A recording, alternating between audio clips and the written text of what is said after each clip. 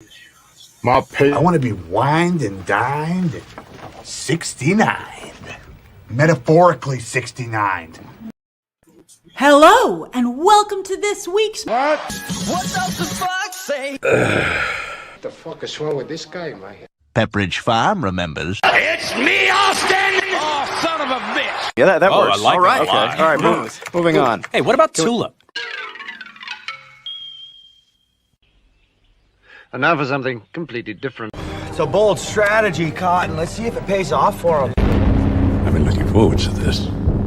Come with me, and you'll be in a world of... It sounds like she should take the text. Take a look, and I know, if you drink the water, it makes the frogs gay.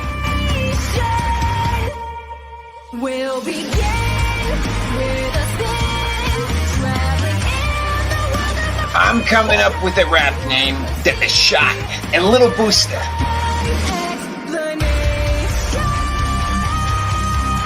Pray to the Fauci Jesus. You get them at drdef.com.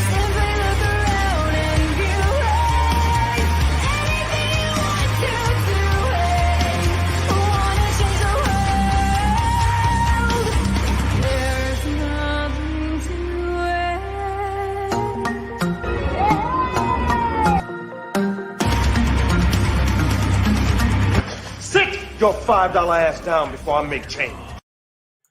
Good Monday evening, ladies and gentlemen. It is indeed episode 169. I had to do a call back to the Kevin joke from episode 69. Anybody who remembers that, it was a much different time back then, ladies and gents. But here we are, ladies and gentlemen, again, September 13th, 2021. Now, this might seem like it's just a normal Monday night, but no, my friends, it is not. Rest assured, it is our new co-host, Vinnie Tartamella's birthday this evening. So I wish you in the chat, I bid you in the chat, please wish Mr. Vinnie a happy birthday this evening, a happy anniversary of his daring escape from the womb. A happy, many happy freedoms from the matriarchal tyranny you experienced whilst imprisoned in the Ovarian Bastille, or however you may do it. That's just me. I like to be creative, but please, however you may, wish the man a happy birthday. And thank you for joining us. We've got a lot of folks in the chat here. Superfan Adam Shawhan, Keely Chow, the Phantom Menace Ultron. There are no strings on me. There you go. I'm even singing for you. Nano Reaper at episode 69. We were not living under a wannabe tyrant. This is true, sir. This is true. Episode 69 happened in the summer of 2019, which is not to be confused with the summer of love, which was last summer. Hail Parrothead, purveyor of memes. Brutal Morningwood in the house. He said, "What's good in the woods? Dark and stormy night up here. We usually lose power, but at least I'll sleep." Well, I hope you rest well, my friend. But thank you all. Nano Reaper was here first, actually, back at 8 o'clock. He was here, so 40 minutes early this evening. So thank you. Look at there's the birthday wishes rolling in for Vinnie in the chat. We've got a great show planned for you guys, but before I move on to Tony, I have a message for Vinnie. It's from the fifth member of the show, Little Meatep, and he wanted to wish you a happy birthday. So we'll just play this, okay? Sure. Happy birthday, Vinny! Happy birthday to you! It's me, Mario! What a great kid. It's me, Luigi. I'm gonna say you will have a happier birthday. And Daddy says it a two and the beans and the meat. So that's a happy birthday from the little man to you, brother. You tell him. That is thank you so much. Give him a big hug for me as well. What a great kid. Speaking of great kids, no, you guys all rock. Thank you everyone for the birthday wishes. I really was clawing my way out. I remember it like it was yesterday. Really. But yeah, you guys are the best. Absolutely. We're gonna have fun tonight. You guys are gonna keep making it just fantastic for all of us. So let's get on with this beautiful show, man. Thank you again. You are welcome, sir. You are welcome. And let me introduce to you the original co-host, ladies and gentlemen. He's almost at 2 years on the air here. This January, Tony, it'll be 2 years. Yeah, this January goes by quick. It has gone by quick, brother. Welcome and thank you. Yeah, definitely. 2 years, but my patience is wearing thin. Okay. That's Sounds right. like my wife. It's like Sounded like somebody else's president. Yeah. We gave y'all plenty of time. We're making free content. And yet, we're not on PewDiePie status yet. So my patience is wearing thin. Right? We need more adorable names then. I'm telling you. Yeah. I'm telling you. We're dropping racial epithets during game streams. That'll get me some subs. That's it. We just need to get Alex Jones on. Yeah. You rang. Hello, everybody. This is me, Alex Jones, Infowars.com. I was on Gary's stream just the other day. I don't remember any of it. I'm high on life and just the pursuit of taking down all these globalists, horrible, evil pieces of shit. So stand with me. Go to Infowars.com after the stream and back my great new supplements, vitamin fusion, all that great stuff. We need to fight the tyrants. Alex, I saw a meme on Facebook the other day that said Joe Rogan was right all along. And I'm like, no, the fuck he wasn't. He was calling Alex Jones a liar to his face. Alex was right all along, motherfuckers. Alex was right all along. But don't worry about it, because me and Joe, we patched things up. And, he's woke. I woke him up, rather. He's not woke. Not anymore. He's totally awake. Him, Tucker Carlson, all these great guys. And they're doing the work now. Joe's got a tremendous audience behind them. And, we're going to take down all these evil, maniacal pieces of shit. We're eating our horse pace. We're doing what we have to. And we're gonna fight off all the woo-woo, all the Wuhan, whatever the fuck you want to call it. I like woo-woo. Woo-woo. Woo-woo. And that voice, that unmistakable voice and those docet tones belong to none other than the assistant regional manager, Mr. Red Gaze. You will refer to me as woo-woo from now on. Woo-woo-woo. Well, Alex said we needed cuter names. I don't know how we say we need more cute and then go directly to Alex Jones, but that just happened. I'm adorable. He's snuggly soft. I'm sure your mother thinks so, Alex. Yeah, my mother and my father. I nursed them back to health when they had the COVID. I was feeding them ivermectin in the mouth, in the rectum. However it worked. My dad was back on his feet, building furniture in a day. Did you say ivermectin in the rectum? Impossible. We don't discuss that anymore. That needs to be a hashtag. That needs to be a PBS song. Oh my God. I mean, it's probably already a PBS practice. Speaking of rectum, oh God, we got a new mandate. Everyone's gonna have to get their swabs through the rectum. It's no longer through the nasal cavity in the throat. We changed it a little bit. Protocol changes because the variants changed. They're very, very, very dangerous because I created them. the government's hand is already so far up my ass, it's coming out my fucking nose. How much more can I get swabbed over here? Well, move to the left cheek a little bit, and we're gonna go right in deep. Salute, Fauci. That I'll drink. Salute. Is a warm hole not a hole? I mean, does it really matter which, one you penetrate? Well, with the new variants, you're gonna have little lesions and holes popping up all over your body. Hey, Fauci. Guess what? Joke's on you. I'm into that shit.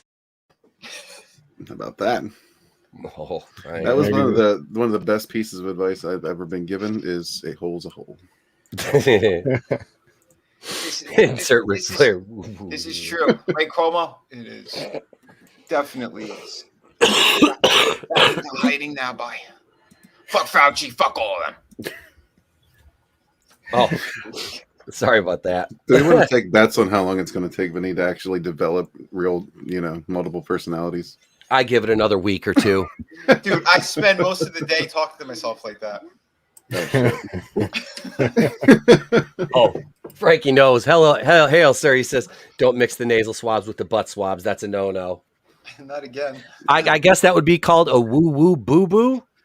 Yeah, and if you do, at least, use the nasal first. Why now in my head do I want to take... There's a song by Isham rapper from Detroit called Woo Woo Woo. And I want to take that and I want to remix the lyrics to like the beer bug lyrics now. I have a feeling that's something that should happen. That's something that should happen. Wookie. By Harrison Ford. Oh, it's Harrison. Sure. Hey, we're going to talk about Indiana Jones 5 tonight. It's a good thing you're here. If you can stay awake all night there, old man. Shit, not another one. The last crusade means the last crusade. I threw myself off the cliff. I survived again. Damn it. Did you catch that Little Nas X performance, Harrison? Little Nas is what Fauci was talking about before, the swabs in the butt and all that stuff. I was going to say, isn't he like a gay Satanist? Fauci? Yeah. Sure. Him too. Are most of them? Yeah. I think so. If I was the rapper Nas, I'd be kind of pissed off that someone basically took my name, stuck it in between two words, and gave Satan a lap dance. Yep. And put it on a shoe.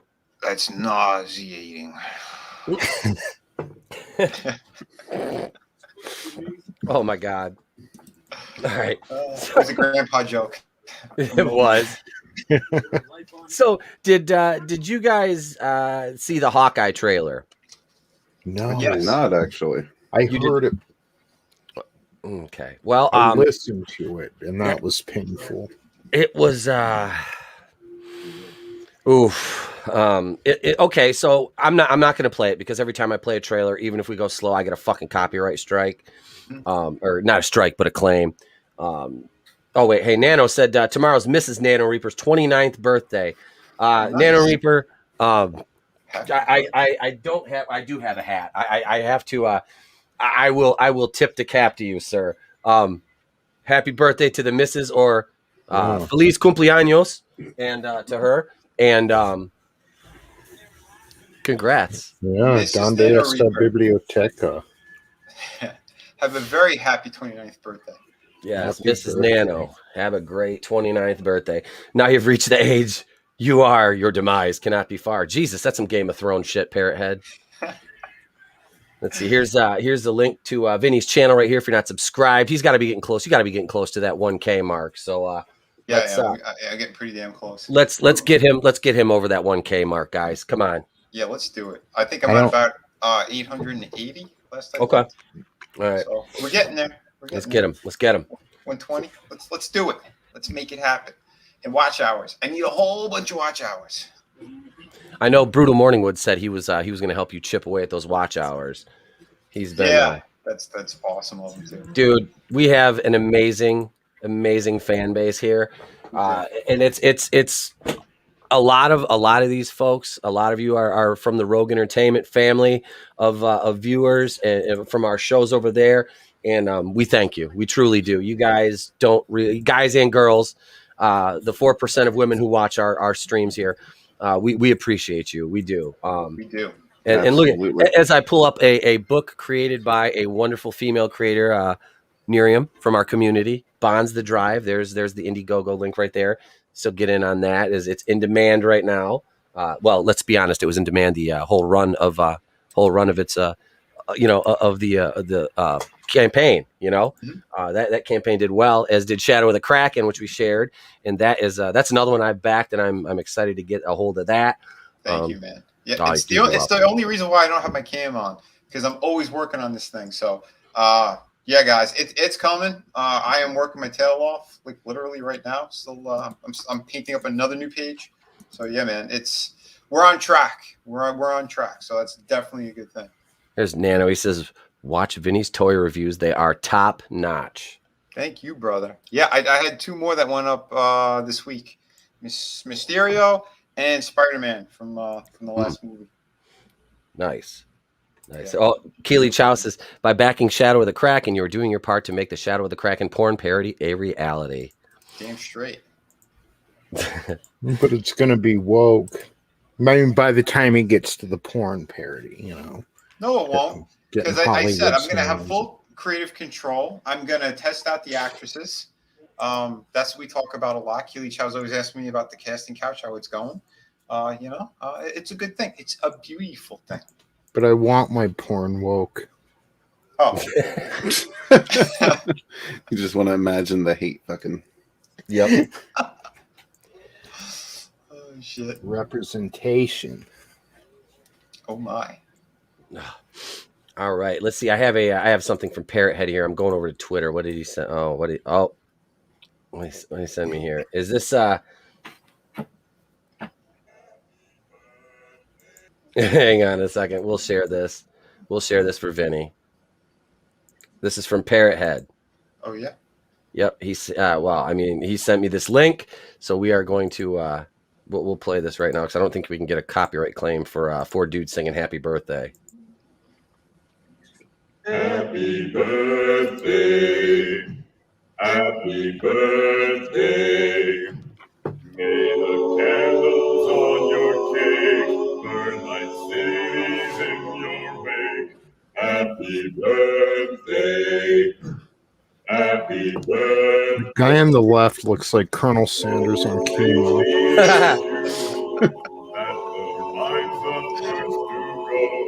Happy birthday, happy birthday.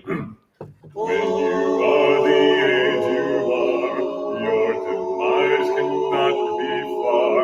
Happy birthday, happy birthday. Now you've aged another year, you must know that death is near. Happy birthday, happy birthday.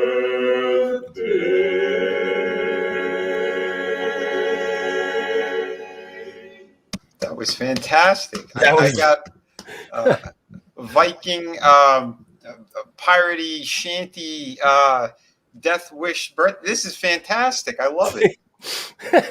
Thank you, Parrot Head. You know, I also enjoyed it. Death is near for all. Damn it, Fauci. Shh. That's okay. They can't find me. They can't do anything to me. I'm bulletproof. I got the government on my side, you sons of bitches. Fauci, something smells foul. I think it's Fauci. We can still reach him with a poison rectal swab. I think we can. Wait, if it's something foul, it's Kathleen Kennedy's mouth. Also smells like ass. I heard she eats the ass. Yeah, she licks enough of it. Oh, yeah. We're over 15 minutes, and it's fine to talk about eating ass now, I think, isn't it? Oh, it's always fine. Yeah, I think you're good after the first 30 seconds. It's like most hipsters do that for, one craft beer nowadays anyway. So, I mean, whatever. By the way, I am Doomtep. Here, I don't think I can do the Doomtep voice. I don't know if Doomtep's going to be available tonight, unless you want to hear me sounding like my lungs are falling out over here, which the Mucinex has really helped with that. Greetings, Hey, hang on a second. Hang on. You guys are going to make me do it. All right. You like to see me suffer. Hey, Greetings, Dominions and Doomentites. It is I, the future ruler of Michigan, Doomtep, here to wish Vinnie Tartamella a happy birthday. My sources on Reddit, my sources inside Lucasfilm told me today was Vinnie Tartamella's birthday. This is a momentous occasion for your future ruler of Earth and his fluffy kitty, Mr. Beans. But more importantly than all that, my sources inside Lucasfilm also tell me Kathleen Kennedy will be fired before the end of the week. Yes, I have said this for 9,986,000 weeks. But one week, trust me, I will be right. Until then, stay angry, my friends. Doomtep, I'll give you some more tips. Oh, we're still alive. Sorry. I knew it, Harrison. He's your mole. Harrison Ford is... Yes, Harrison, in your senility, you forgot the art of discretion. It happens, especially when you're this old and you want to die. Fuck me. Now everybody knows. This is great.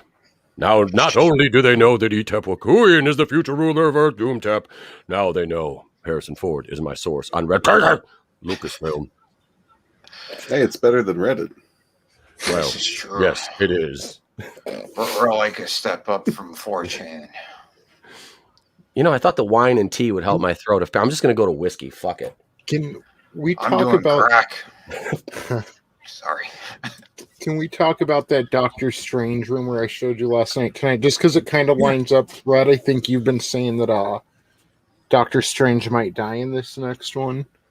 Yeah, I don't even remember where that came from. I heard a line. Somebody important said a line that led me to believe he is not going to make it. And I can't even remember who the hell it was. This leak I heard kind of lines up with that. I think it gives it a little more meat. So, you think he's going to die? You think they're going to kill him off? Yeah. Well, I mean, what do we keep hearing, right? Well, we can't have this powerful white male saving people or helping women learn how to do things, or he pretty much can't do anything. So what are you going to do with the guy? He's too powerful. Kill him off. He's a sorcerer supreme. Wait, you think he's going to die? He's going to die in his movie, or he's going to die in the Spider-Man one? His movie. He is a symbol of white power. He probably wants to move on from the role too. I would think. Well, I mean, working with those people, wouldn't you? Yeah, exactly. He's like they killed off every other actor that is worth the fuck in those movies anyway. So I've got an article about Benedict Cumberbatch I was going to share later on, but we can talk about it right now while we're talking about this. Where was that article, Tony? Hang on, let me give a shout out here. Hang on, Clone Geek's in the chat. What's up, Clone Geek? He says Harrison's been in enough plane crashes he stopped caring. That's right. Who else we got? Superfan Adam Shawhan says better than Yahoo News. This is true. Collector Express in the house. What's up, man? He says my magic 8-ball, or my sources say. Nano Reaper. Of course he's gonna die. He's a white heterosexual male. Clone Geek. Did you guys hear about the Penguin Batman show? I did not. Yeah, with Please tell fucking me one asshole who isn't. What's his fucking name? It's slipping me. But yeah, he doesn't. If they plan on making him the Penguin, it doesn't sound. Are they gonna make Colin Farrell the Penguin? Colin Farrell, yes. I thought he was supposed to be the Penguin anyway in the Matt Reeves movie. I thought they were going to use him in that. I don't fuck. Yeah, isn't he's the Penguin in the Matt Reeves movie, right? Yeah, he put the weight on too for it. Yeah. Where's this stupid? I'm looking for the link to that Doctor Strange article. So wait. This Penguin thing, it's going to be for what, HBO? I imagine it'll be an HBO Max series, yeah. But it's not going to be Matt Reeves Batman. It's going to be Ben Affleck. Did I understand that correctly? I don't know. I don't know who's going to be Batman. Wait, Clone Geek says Colin Farrell from the Batman. So they're going to use Colin Farrell in it. Okay, here we go. I got it right here. I'm going to. Then it should be Twilight Batman.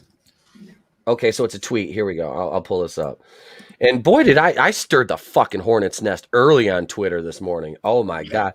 Well, actually it was late last night because I dared say something about Star Trek and I got all the fucking just weirdos pissed at me. Here we go, right here. These things happen. Yeah. It did. And it happened because I'm a toxic white male. Let's see. Rumor.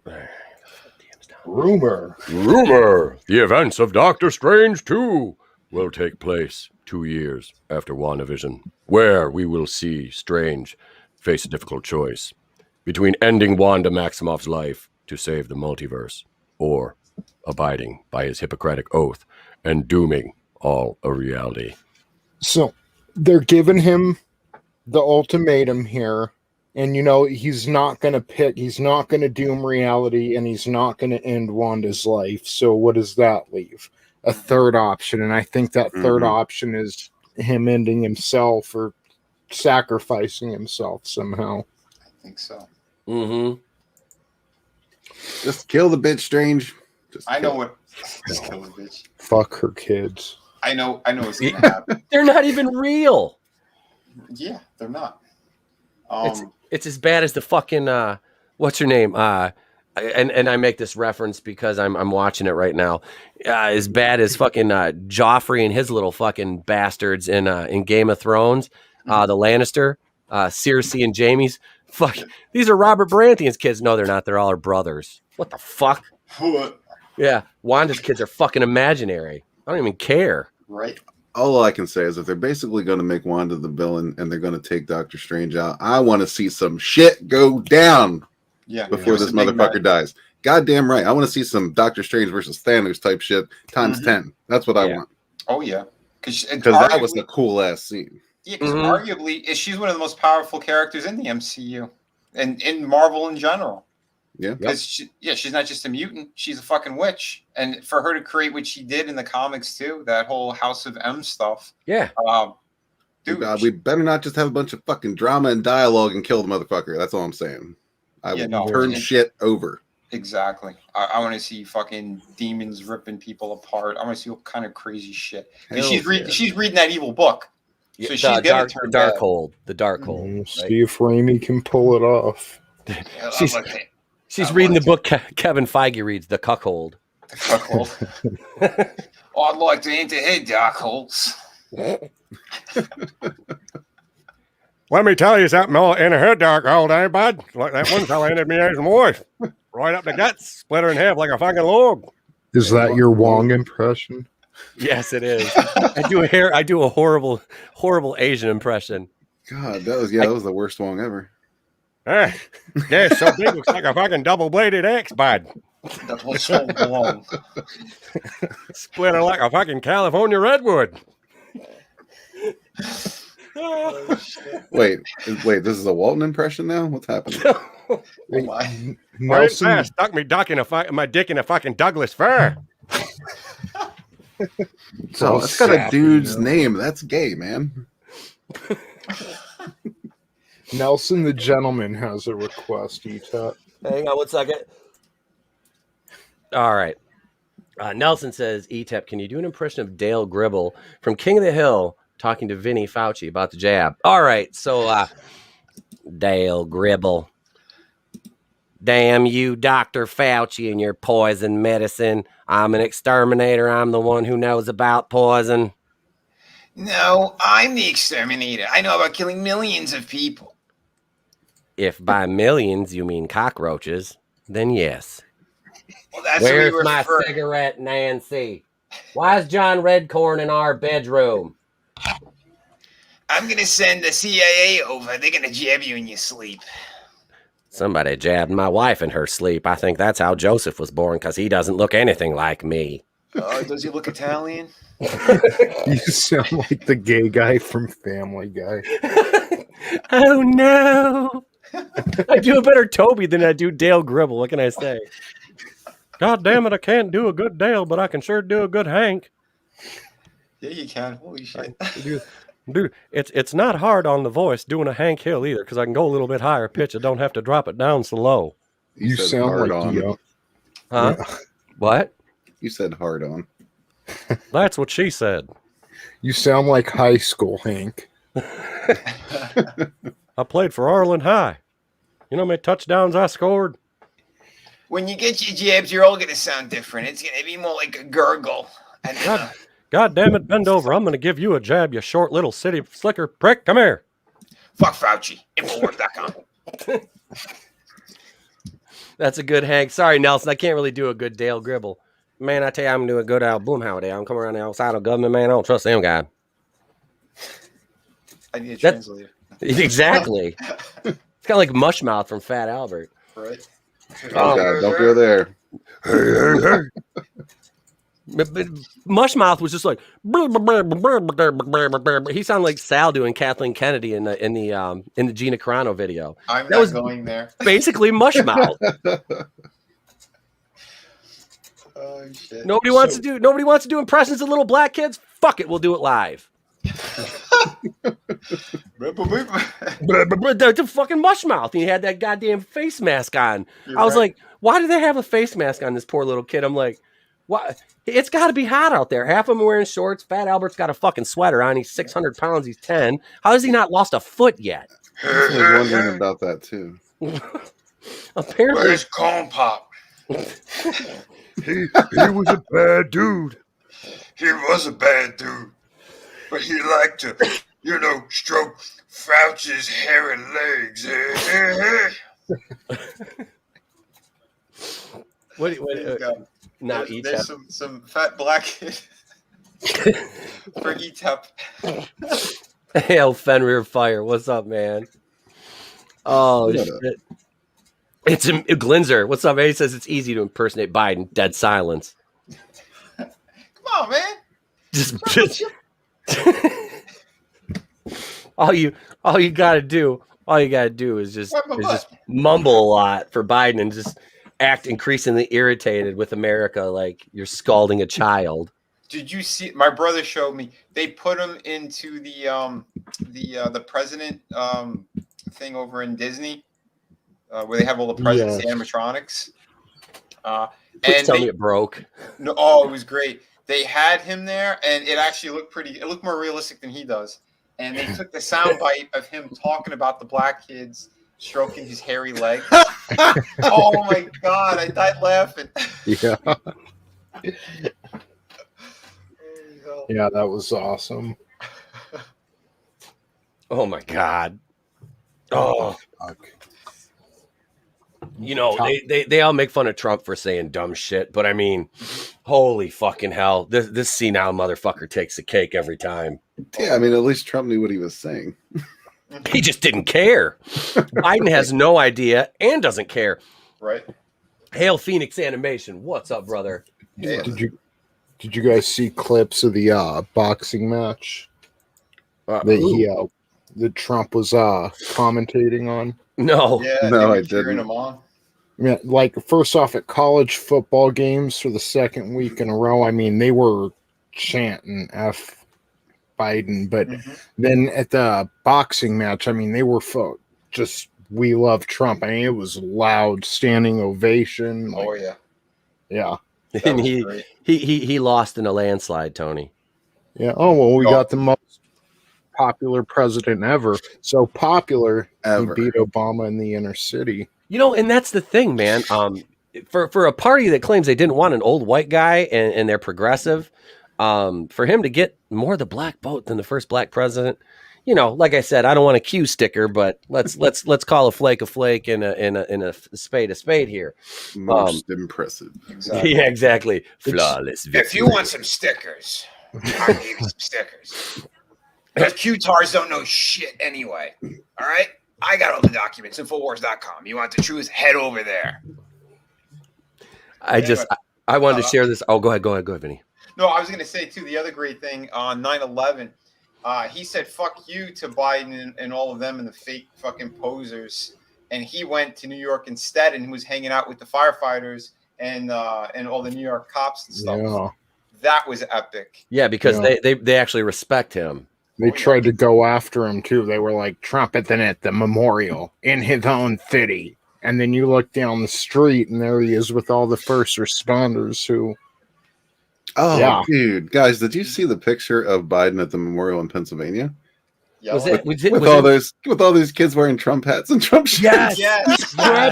If you look, he's grabbing the little girl. He's touching that little girl there. Yeah. Yes, he is. We got to pull that picture up. He's grabbing the little girl in that fucking picture. Like, dude, you can't help yourself. No, you can't. No, man. There was another one, too, where I forgot what it was. It was that there was a black little boy and Jill Biden, and they were all talking. I saw it on TV. They cut it when you see his hands going up to touch the kid. But I saw it somewhere else, and he's rubbing that kid's shoulders. Creepy as fuck. Yeah, that black kid, right? Yeah. When Jill's coming out complimenting the school, and he fucking, like, that kid's defenses were up. Oh, yeah. He looks as they should be. Hang on a second. I want y'all to look at this comment right here.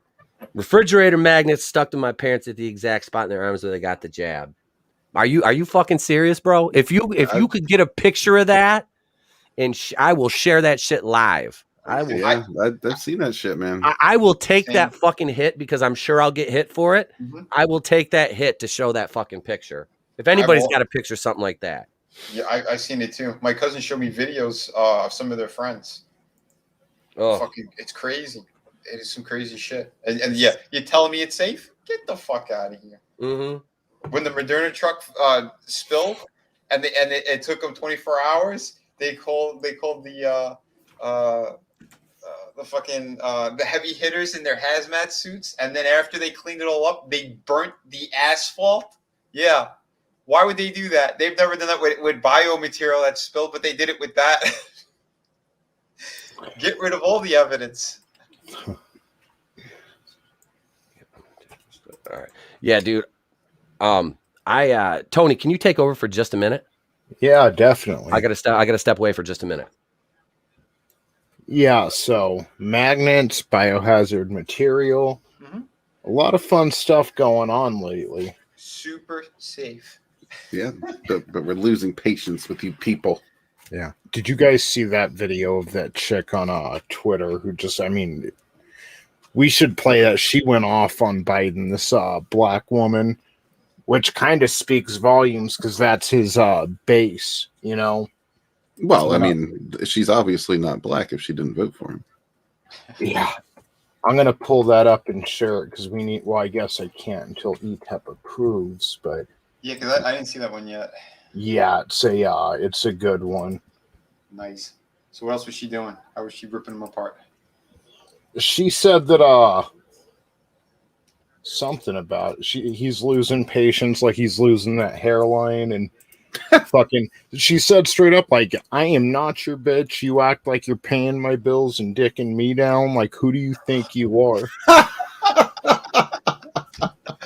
Oh shit. Yeah, it's the best response I've seen to all since he gave that very chilling speech a couple days ago, and it was chilling. It, you know, he's talking about this isn't a matter of freedom. Freedom has nothing to do with, like, that should never come out of a president's mouth ever. Of course not. I won't be surprised if that footage leaks too. Like all these other creepy celebrities where they go "fuck your freedom." I wouldn't be surprised if they catch Biden saying it too. Piece of shit. Well, you know, it's how they feel. They used to play a little dance around it, and now that everybody's such tribalists, they know they don't have to, because if you're gonna like them at this point, you're gonna like them no matter what, and they already know the people they lost are not going to win back over.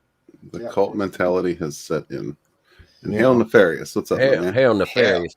Tony, you have a screen share here I need to do? Yeah. Yes, sir. All right. This woman. Oh, talking about my patience is wearing thin. Who the fuck you talking to? As long as your patience don't get as thin as that hairline, I think we'll be all right. I am not your child. And I'm showing up ain't your bitch. You talking about your patience is wearing thin. These people have lost. They acting like they, you know what I'm saying?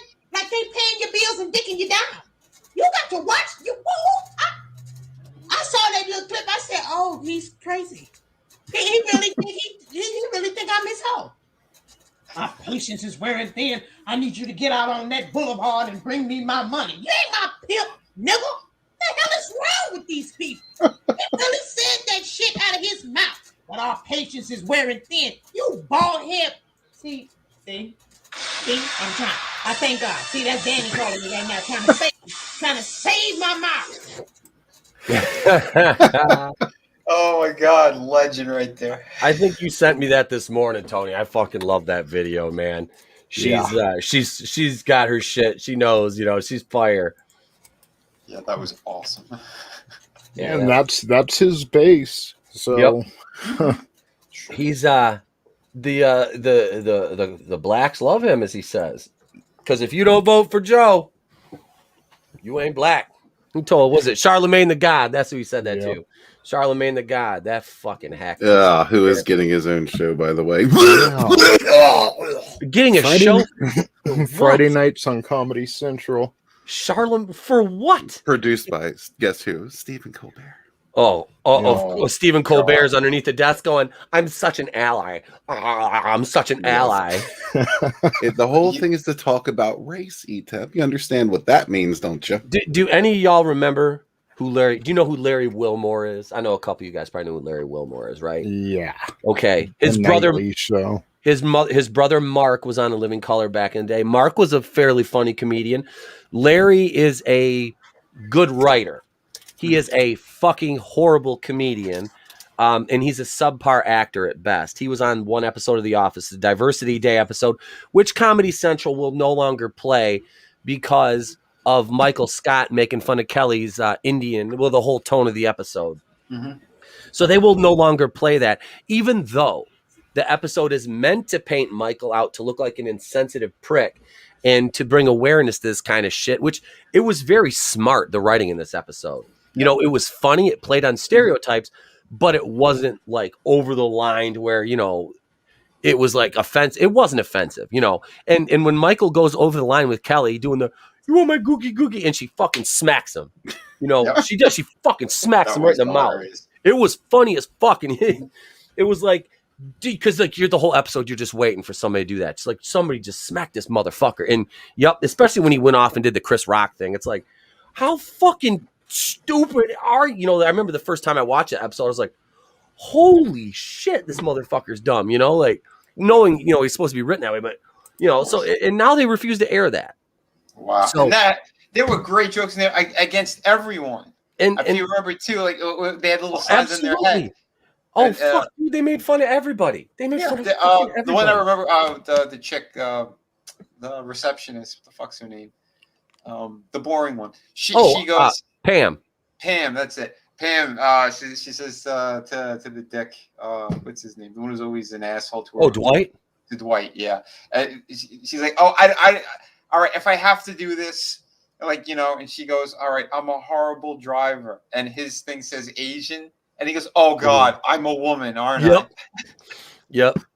I like when Kevin goes, do you want to get high? Angela's like, no. He goes, I think you do, man, because she's got Jamaican. Oh, yeah. Oh, shit. That was a class. The reason I bring up Larry Wilmore when we were talking about Charlemagne the God getting a show on Comedy Central is Larry Wilmore had the nightly show. I think was it you, Vinnie, or Red that said it? I know one of you guys mentioned the name. And that was on for about what? 3 weeks. Yeah, not even a half season, and it got canceled. It was awful. I watched a couple episodes and I was like, "Holy fucking shit! This guy is not funny." Like there is not. It was like Trevor Noah. I was like, "Okay, Trevor Noah," and I watched because I'd seen a little bit of his stand up, and I'm like, a couple minutes here or there. I'm like, "Oh, he's all right." So I because I used to watch Jon Stewart, you know, because Jon Stewart knew how to do satire. And I agree with Jon Stewart on some things. I disagree with him on others. But he was a comedian first and foremost. Mm-hmm. I really love what he's doing for the 9/11 first responders, though. That's fucking beautiful. What's he doing? He's been working on getting them compensation for all the cancer and everything, I believe it is. That a lot of those guys and women ended up getting because of all the dust and the fallout and the chemicals and shit after all that happened. So he's been working with that he's been on like Congress, I think, for years. Like House meeting, official meetings at the House. That dude's awesome. Mm-hmm. And this is the point. Trevor Noah wouldn't know how to be funny if he had if Jon Stewart wrote him the book, the Bible of how to be a good late night satirical comedy host. That stupid cocksucking piece of shit could not do it. He's garbage. They don't do comedy and that's why Greg Gutfeld's killing him. He's the king of late night now because these other people, they don't try to make you laugh. They try to make you clap and shake your head to their political opinion. Yep. Yes. That's exactly it. And it's bullshit. And that's the thing, like that Trevor Noah, he's been doing it from day one. He was put in there as the agenda-driven nonsense. Colbert, same bullshit. He's best friends with some really evil pieces of shit that do horrible things that are along the lines of what we saw Biden, you know, groping and touching youngins. 5 years too late, Bill Maher's finally coming around. Yeah. And that's the thing. It's like Bill Maher's a liberal, but he's not like one of these nut job fucks. You know, he's like a common sense classic liberal, I call him. Well, you know what's funny? He's made quite a transition, right? Because he didn't transition at all. He kind of began when liberals were actually sensible, and he seemed like a nut job then. But as the liberal base has transitioned, he's stayed the same, and now he sounds sane. Yeah, 100% correct. Hey, Andy McCallum, welcome, sir. Welcome. Thank you for joining. Yeah, that's it. Is it's fucking it's funny. Trin Nelson says Trevor knows about his funny as terminal cancer. Yeah, exactly. That's about it. We've got we're gonna get into, since we went off on a a hour long everything but talking about Hawkeye. That's how interesting the fucking Hawkeye trailer was. Oh, by the way, I did watch that while we were talking. It was. It looks like Die Hard, except without all the good things. Yeah, that's what I think they're trying to do. They're trying to snag that Die Hard vibe, but they just didn't do it. Oh yeah, it was. And she's like, some people call me the best archer in the world. And he's like, really? Who? He's like, are you one of those people? She's like, yeah. I mean, what the fuck? Like, no. I gotta watch this. And just watch her music videos on mute. Yep. Yeah, she's definitely a good-looking young woman. You know, she's what, like 25, something like that. She's legal, yeah. Oh yeah, she's fine. She's fine. She looks good as fuck in that purple and black outfit, but it's the oomph behind the show that's the garbage tier, and the fact that they're gonna replace him. I wonder if they're gonna kill him off or what. Well, if he's gonna be watch, he's the last man standing. They kill off all the other main actors. We're gonna lose. And Clint Barton's left, and he's still alive. The one everyone wanted to die in Avengers 1. Everyone's like, oh, he's so worthless. Holy shit! Not as a zombie, I'll tell you that. No. Right? We watched that. That was interesting. Oh my god! You know what? I hated that episode so bad. I hated it. There's a lot I liked about it, but all the superhero elements were fucking retarded. I'm like, why the fuck did the zombie superheroes get to keep their fucking powers? And like, they're mindless zombies, but he knows how to use the Stark tech, and like Cap knows how to throw his shield, and Doctor Strange is casting spells. Ebony Maw is using his fucking powers. I'm like, shut the fuck up. Mm-hmm. And I never read the comics, so I know they probably did that in the comics, and I apologize for being a pleb and not knowing my fucking comic history. Well, if they would have just had, 10 seconds of exposition explaining why the superheroes might still, have their superhero abilities. But the problem is, like you said, it's magic, it's tech, it's natural, but like it's everything. Yeah. You can't explain away everything. Right. No. But like we discussed too, Red, the biggest fucking thing that made no sense was someone like Vision being so out of character. Yeah, that was annoying. Yeah, he was evil. Yeah. He was diabolical, absolutely. I'm like, that's not Vision. That's not that is at the all. antithesis. That's a 180 of Vision. Like even White Vision wasn't evil, despite the fact that he was all white, which is shocking. Yeah, he convinced Wanda to look past their love to save the universe from Thanos. Well, how the fuck is he feeding Black Panther to this bitch? Right. Ridiculous. Even Fat Albert would have been like, bring in the all white Vision. This motherfucker's evil. It's clearly Vision's a racist. He's an evil fucking racist. We're gonna feed the black superhero to the fucking zombies. What the fuck? What the fuck? That's it. And save the white head while he's doing it. Yeah, right. And on top of it, it shows that Wanda's into dark meat. You've got to do better. Much better. Oh God! So before you go running away and unsubscribing, before YouTube strikes us down, but they don't. I don't think they realize that if they strike us down, we shall return twice as powerful, or something like. Racist. I'll come back twice as racist, you sons of bitches. You think this show exudes toxic masculinity now? Ha! Boy, he's gonna be so pissed. I'm gonna piss Susan right the fuck off. Harry. Let's do some box office breakdown.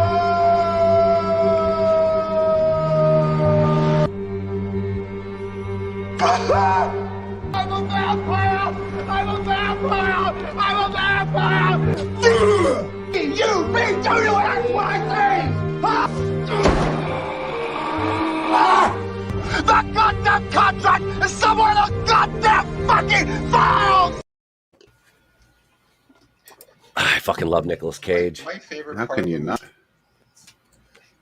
I don't know what it is, but when you play that the bumper with just the headlines, every time I hear Mark Hamill repeating him that soy ass voice, Smiley Skywalker.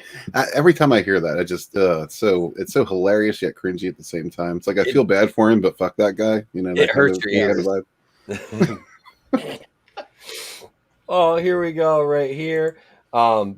We are on boxofficemojo.com. Shang, It Burns When I Pee, and The Legend of the 10 Sonic Rings. Won for a second weekend in a row, but it's down 54%. 4,300 theaters. Awful. Yeah, Tony, you hadn't seen it at this point last week. What were your thoughts? Go ahead, man. I think it is funny they pandered so hard to try, and even at the expense, like the line that got me was when they were fighting on the scaffolding and they got down to the last guy and Shang-Chi is holding him over the edge and he's like, you know, who do you work for? Or where's my father? Or whatever he said. Who does number 2 work for? Yeah.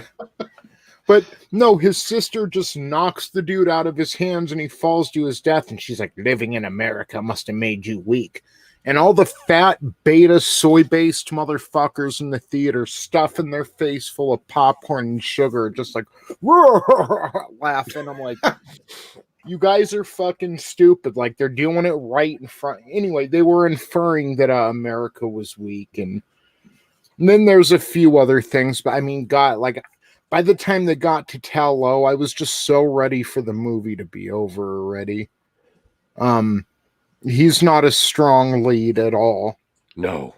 He needed, you know, as much as I dislike Awkwafina, he needed her and his sister to get through that movie. Yeah,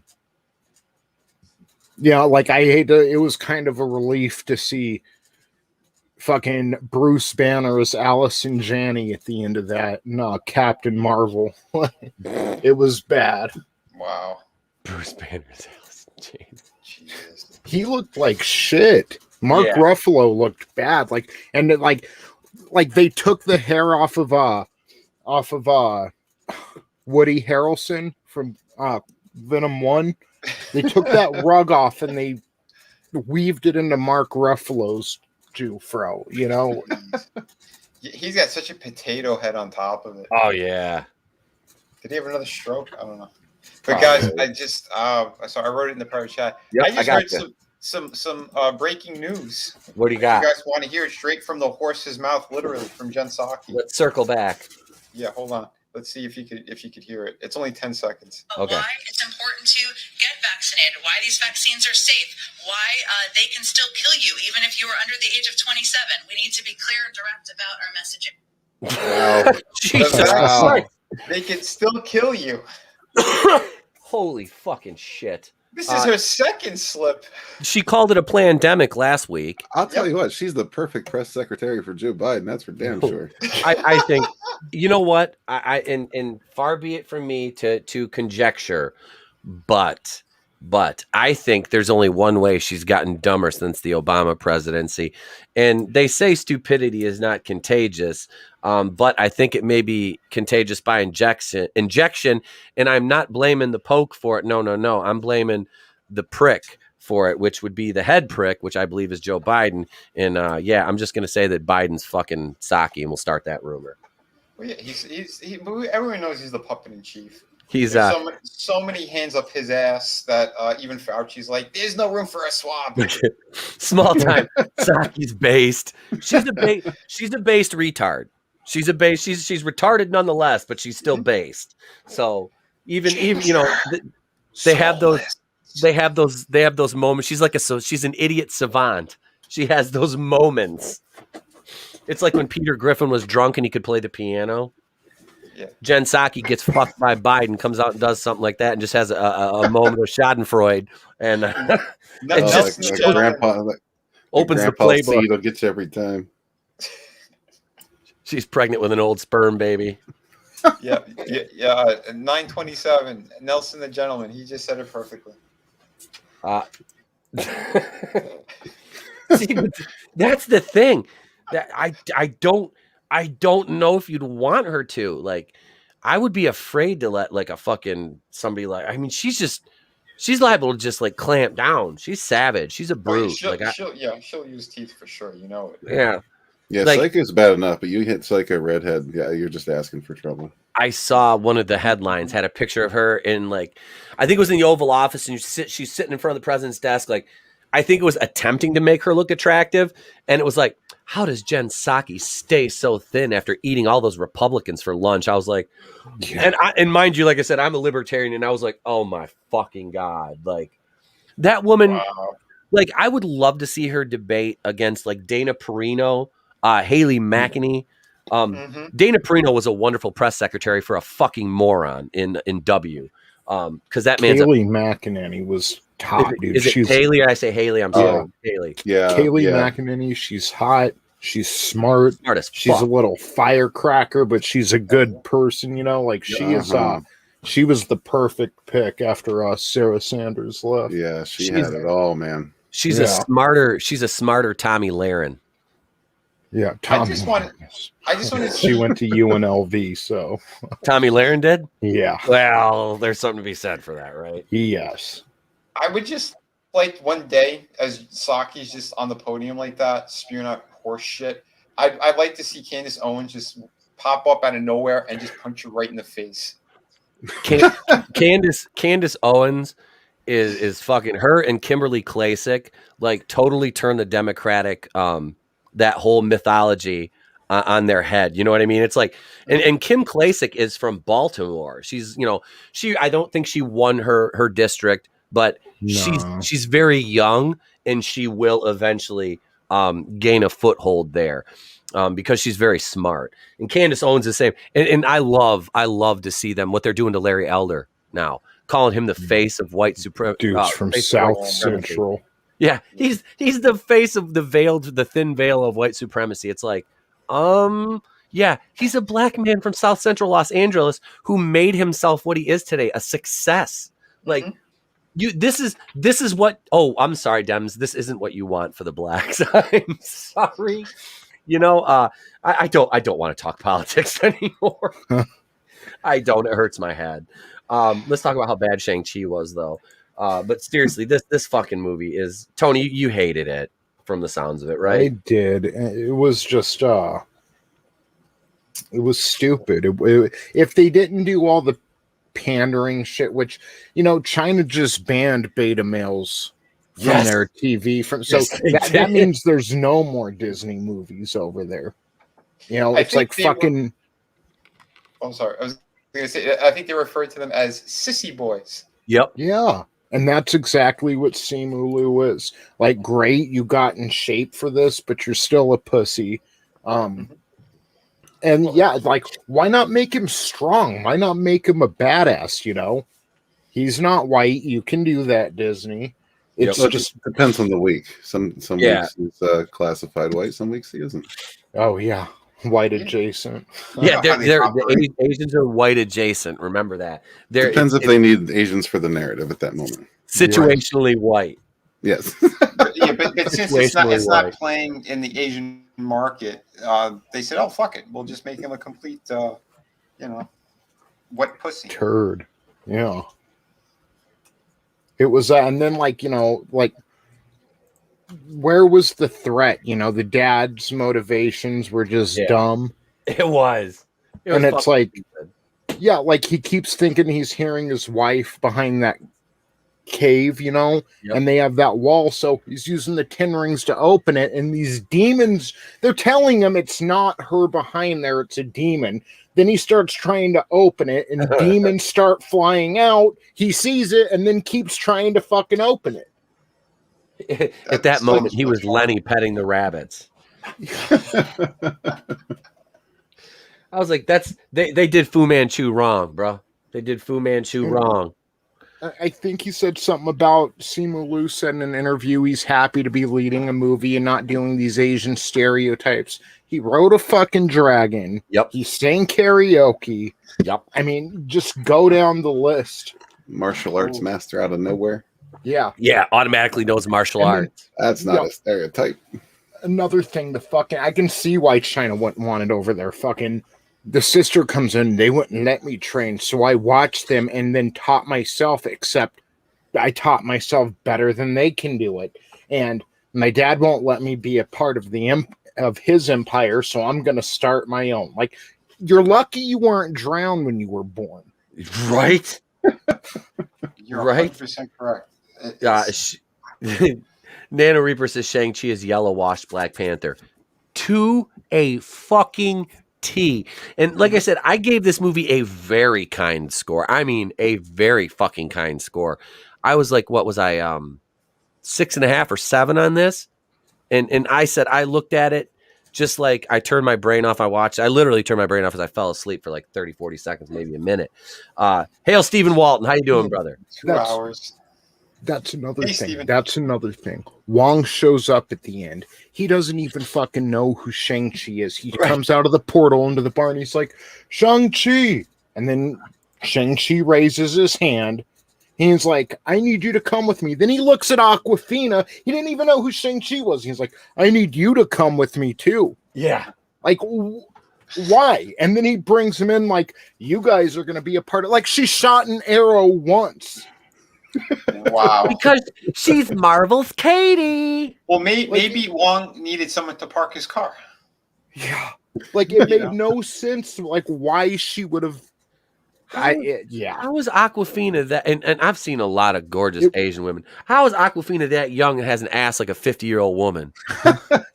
It would have been the same as in Infinity War. Fucking Doctor Strange opens the portal, comes out, Tony Stark, I need you to come with me. And then he looks at Pepper, and I need you to come with me too. It makes no sense to the story. But Pepper's rescue. Iron Boy, you stay there. When did she learn how to use that bullshit? Like, come on, Pepper. Like, oh yeah, she learned off camera. She's a complete badass. Right? That was something no one asked for at the end of Endgame. Like, she's like, okay. Okay. We needed that girl power moment, Tony. Wong wanted a manicure. That's why they brought Aquafina. Serious. It was time for some dim sum. Free Guy in its 5th week, down 37%, left 220 theaters, 5.5 million. Number 3, Malignant, which I watched and reviewed, and I can kindly say, James Wan, fuck you, fuck your movie, fuck the writers, and fuck you. But the VFX people, special effects folks, you're cool. Marina Marizeppa that played the physical incarnation of the character Gabriel, you are gorgeous and you are talented physically. I watched her 2 years ago on America's Got Talent. She's a freaky contortionist. She's Ukrainian or Hungarian, I think, which part of my bloodline as well. Gorgeous woman, beautiful fucking woman, but she can twist herself and she did a lot, and she learned martial arts and shit. The movie was fucking trash though. Like literally, I gave it a 1 out of 5. Oh, that sucks. Fucking horrible. I mean, the first and second act were okay. Some of the, like I said, the visuals and the special effects were really well done. Dialogue, shit, it's campy. It tried to pull from like 80s horror, a bit of Cronenberg body horror type stuff. It's just it's bad. It was just the teratoma concept from the movie is real, but obviously not to that extent. But I fucking hated it. And my wife is nowhere near as hard on movies as I am as far as critically, and she was like, "That was fucking stupid." She was like, "Wow." And we watched that after we watched 2 of the Fear Street movies on Netflix. I got to watch the last one. I like those. Those were pretty fun, actually. Fear Street. Yeah, Fear Street. There was Fear Street 1994, 1978, and then 1666. It's a trilogy. Kind of a. That wasn't bad. That wasn't bad. That was okay. It was a little teeny bopper, but yeah, it was okay for what it was. Yep. What? No, it was pretty well cast too. And it's insane. The one girl that plays what's her name? Dina. She's got her and her brother are like the main characters in the first one. You know what I'm talking about, right, Red? Yeah. She looks exactly like my ex from college. Like, I mean, I saw it and I was like, holy fucking shit. Like, I mean, to a T. Except my ex was like, she was Greek and was she Greek and Italian. But Nice. the same, basically same features and everything. Hot and hairy. Yeah, she had hairy arms. She had very hairy arms. Yeah, we're talking Greeks here. Yeah, trust me, I know. I was like, girl, you're gonna have to learn how to wax that shit. You know, that was back in the late '90s. I'm like, look, that chocha's got to be clean, man. And your arms too. I was like, look, at that point, I was like, I'm shaving my arms, bitch. You better shave yours. I ain't fucking around. You ain't have more hair than me. Now, I will say they were pushing the lesbian bit a little hard, but not so hard that it ruined it for me. It got close, but it didn't ruin it for me. Yeah, that was the thing. Like, it wasn't, and that was it was Netflix. So I'm like, is this going to be really woke? Because I listened to Vassy review him, and I was like, she didn't complain too much about it. She has a pretty decent threshold for that kind of shit too. So I was like, all right, So I yeah, it was good. She said, just get ready for horrible accents in the third one. And we started watching the third one, and oh my god, yeah, those 1666 accents that they're doing, yeah, it was bad. It was bad. Yeah, the actors were not good at the accents, but like I said, it wasn't. They weren't terrible. They were fun to watch. So I mean, I guess I would recommend those over Malignant, honestly. It's new as well. No, those came out like a couple months ago, I think. Okay. Yeah, they've been out for a bit, but it's a decent trilogy of movies. They're like 1 hour and 45-minute movies. Gotcha. Just a shade over 90. They're just under 2 hours. Nice, fun movies. They're bloody. I mean, don't get me wrong. There's some, there's some violence in them, but they're nice. Not geared towards kids, is what I'm saying. Yeah. Even though they are based on R.L. Stine, the R.L. Stine Fear Street books. Yeah, I'd say it's more young adult. Yeah, why that YA? Like, yeah. It's definitely made for that crowd. But I don't know. I do like some young adult stuff. I'm not like full 90210 like ETAP is, but some of it's okay.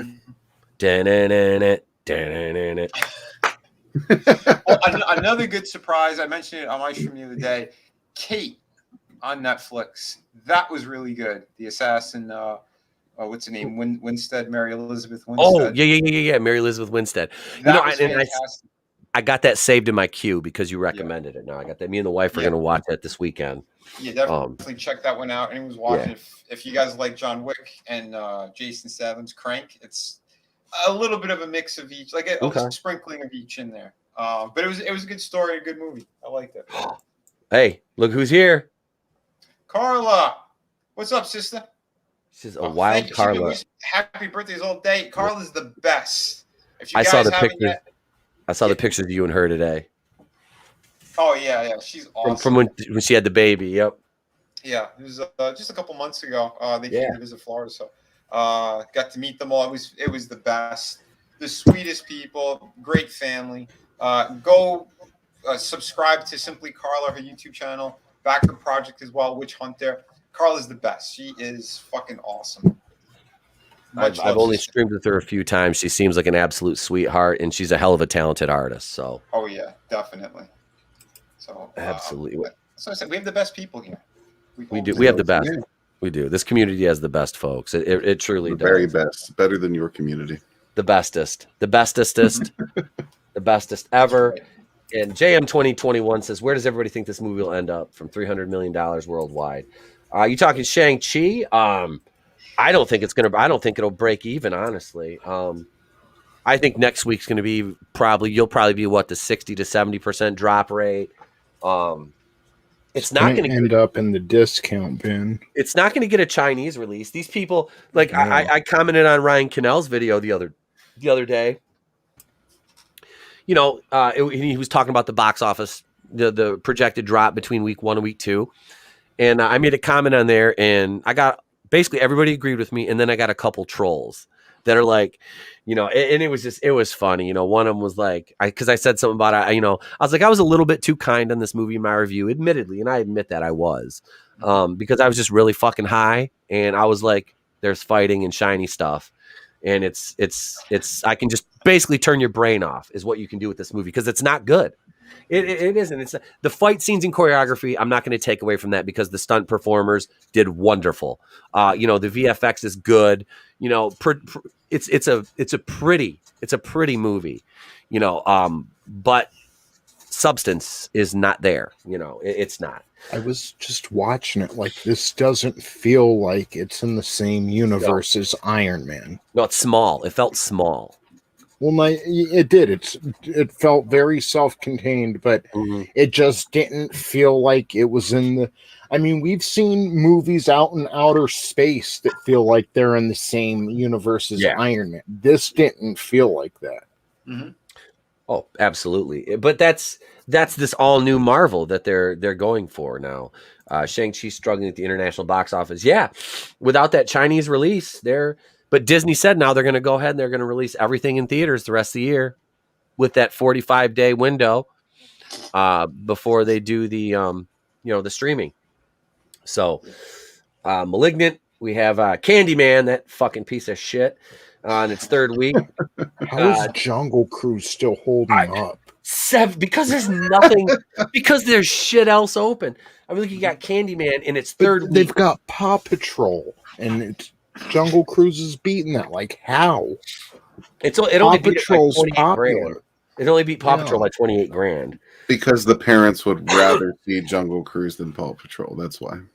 Yeah, if you've never sat through a 22-minute episode of Paw Patrol on Nickelodeon, a movie would test me, and I can pretty much watch. There's some shows that my kid will put on, and I'm like, this is stupid. Turn it off. Like he watches I Feel Bad. And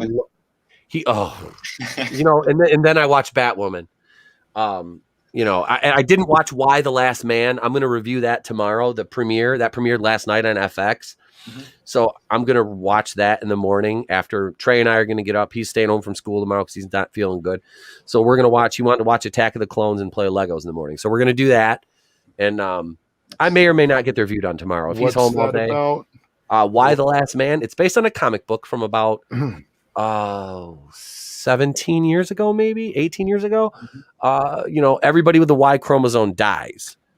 Jesus. Yeah, except one guy. And even Grace Randolph, I watched Grace's review of it because they sent her the first season, and she said the show is fucking bad. She goes, it doesn't match up to the comics. The premise sounds bad. And she says the guy that they picked, she goes, even she basically in a roundabout way called him a beta male. Like, wow. I was like, holy based Grace. Wow, I wouldn't even sit on his face. And then I immediately I tagged her in the tweet for my review of Malignant because I watched her review of it and I was like, you kind of inspired me because you like this movie and I fucking hated it. So I tagged her in my tweet. It has begun. I blocked her on Twitter. I'm gonna try to sleep with her. I mean, I just. Why would you do that to yourself? It's like punishing. The same level as Jen Psaki. It's punishing her. It's punishing her more than me. Let's be honest. I'm gonna go Game of Thrones on her. I'm just gonna claim her and be like, "Why isn't she out of mine?" Let's see here. Why shoot her with a bow with a crossbow? Why or why? That's that is the age-old question. Immortal Coil says, "Happy birthday, Vinnieart." Oh, thank you, brother. Hell yeah. Myself. Clone Geek says Attack of the Clones is somehow my favorite Star Wars film. Attack of the Clones, for all that's bad about it, it sets up and does so much world building. It's like Phantom Menace. People still shit on the Phantom. I love the prequels. I do. I acknowledge the flaws, but I still love them. And they add something to the mythology, unlike the sequels. Go ahead, Tony. I'm sorry. I don't know what people want. Like, if you were a slave and then pulled away from your mom at a young age and basically raised in this, not even fraternity of fucking warriors, but just, it's a very weird upbringing and you don't really have the same experiences as other teenagers. And, you've got your, Padme has been in his mind this whole time and he's got like this obsessive relationship with her. Anybody would have sounded cheesy and been shitting out corny lines when they finally did get to express themselves. Like, I don't know how you wanted Anakin to act, but he was a troubled person, and if he had like this confidence, no, what's up, girl? It wouldn't make sense. Here comes Tony with the creeper justification. But I mean that makes sense that he was a bit of a creeper. He has these personality flaws, and it eventually goes from a molehill into a mountain. A bit. I just think there was some bad direction there. That's all. Like, I don't blame the actors or actresses for any of that. The writing was, some of the writing was kind of, and I think the direction was a bit off. I mean, you'll notice even in the original trilogy, I don't know. I think the best direction came from the movies that George Lucas was not directing. Yeah. Yeah, I'd agree with you on that as well. Yeah, I'd say Attack of the Clones was the weakest one. But is that the one where he killed all the sand people? Yeah. Yes. Yeah. Not just the men, the women and children too. Yeah, that was my favorite part when he was already starting to lose his shit. He's like, you were using my mother as a sex slave, and then she died. You guys are all fucking dead. The whole build-up where he's saying goodbye to Padme, and his shadow just happened to look like Darth Vader, so they caught all that, and then he's on the little speeder bike, and the music playing in the background. I mean, just the whole build-up to that scene was pretty good. There was a lot of good moments, but overall, I do think that it was the weakest out of the three. But yeah, Revenge of the Sith, I really enjoyed the shit out of that one. Dude, Revenge of the Sith is like my third favorite Star Wars movie. Revenge of the Sith is great. It's Empire, Star Wars, the original, A New Hope, and then Revenge of the Sith for me. Yeah, that was. I think if they would have toned down the politics a tad and rushed along that romance part a little bit more, I think it would have been much better. Yep. Yeah. There was some changes that could have been made, but overall, though, I mean, it was so good. I mean, the Order 66 part, plus you got to see like Utapau. I mean, I loved the different worlds in there. I wanted to see more Kashyyyk because they had a big to do on Kashyyyk because the Empire enslaved the Wookiees like on 2 or 3 different occasions because Kashyyyk was the number one producer of oil, which they needed for all their ships and everything and their production. Yeah. So if you want to see more of that, I say go play that video game. The kid who played the Joker in Gotham. I don't know if you guys saw that. Yeah, I'm not for Jedi Fallen Order. I wasn't a fan of that game. I like Knights of the Old Republic, but it's a solo game, but there was a lot of good moments in there. And I think the storyline actually it got better if you're able to play the whole thing, like the build-up of the character. I didn't play the whole thing. I got pretty far, but I didn't play the whole thing. Oh well, dude, the fucking especially towards the end, holy shit, did that get good? Yeah. Yeah, no, I enjoyed it because then you get the different sabers too. You get the double one. His other abilities he starts to unlock. But it's great too because you think that all right, he's starting to get pretty powerful, and then by the end of the game, it's like he's nothing.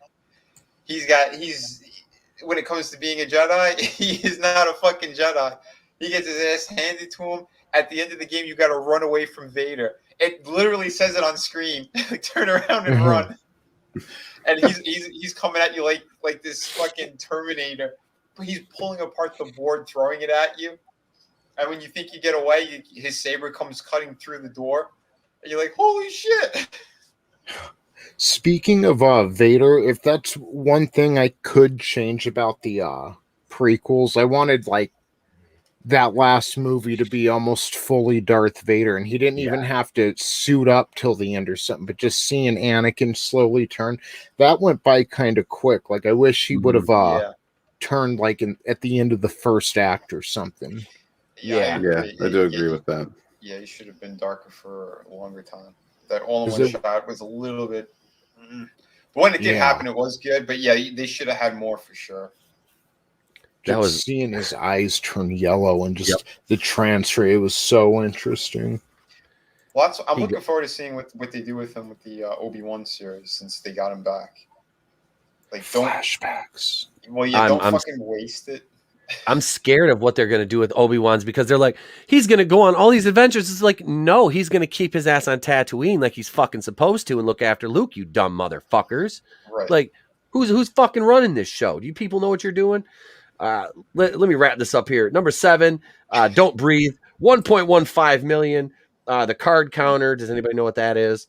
1 million. Show me the father. The Maury Povich story, 700,000. And the Aretha Franklin movie in its 5th week made $500,000. And that is your box office breakdown for the weekend that was September 10th through the 12th, 2021. That sounds like a lack of respect right there. Yeah, there was no RESPECT at the BOX. OF. I'm not spelling the whole fucking thing. Fuck it. I think the movie theaters are fucked. Period. I don't know. I don't know. I think if people pull their heads out of their asses and stop being afraid, you probably see these box office numbers go back to half what they were. You know what I mean? But I mean, everybody's still living in fear. So, what's up, my sketchbook 340? Oh, go ahead, Vinny. Sorry, man.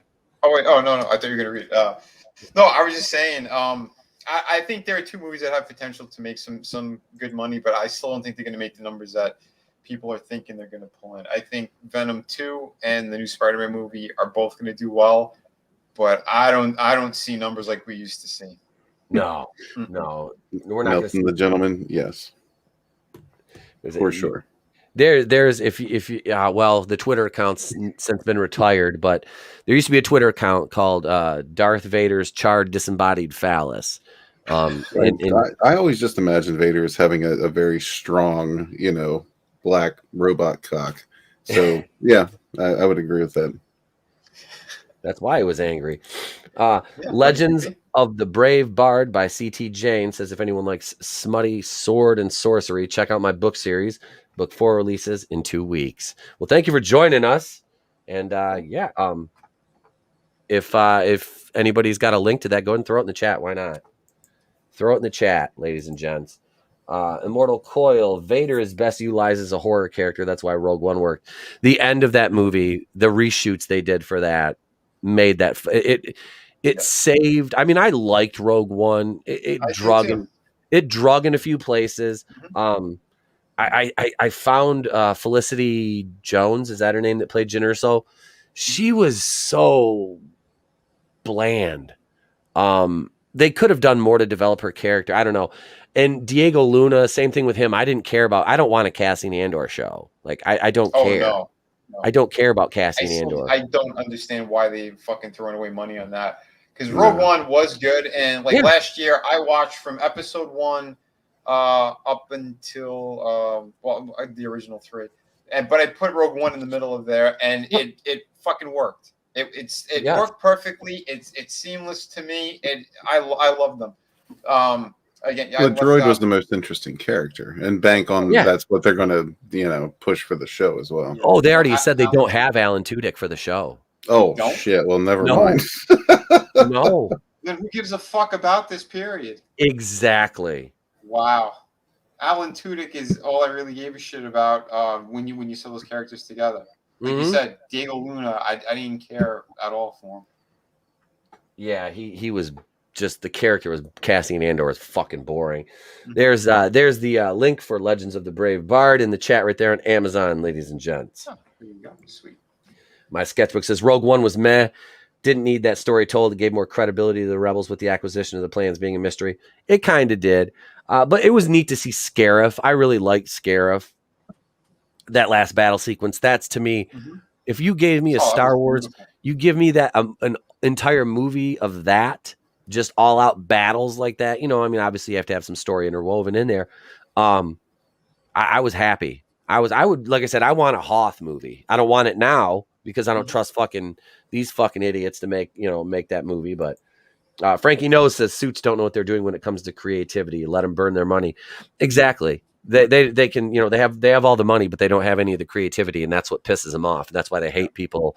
That's why they hate independent creators so much. And that's why they try to crack down too, like on Favreau and stuff. because they're getting jealous. Like they want the credit for it. It's so retarded. He made a good fucking show. Let him continue doing what the hell he's doing.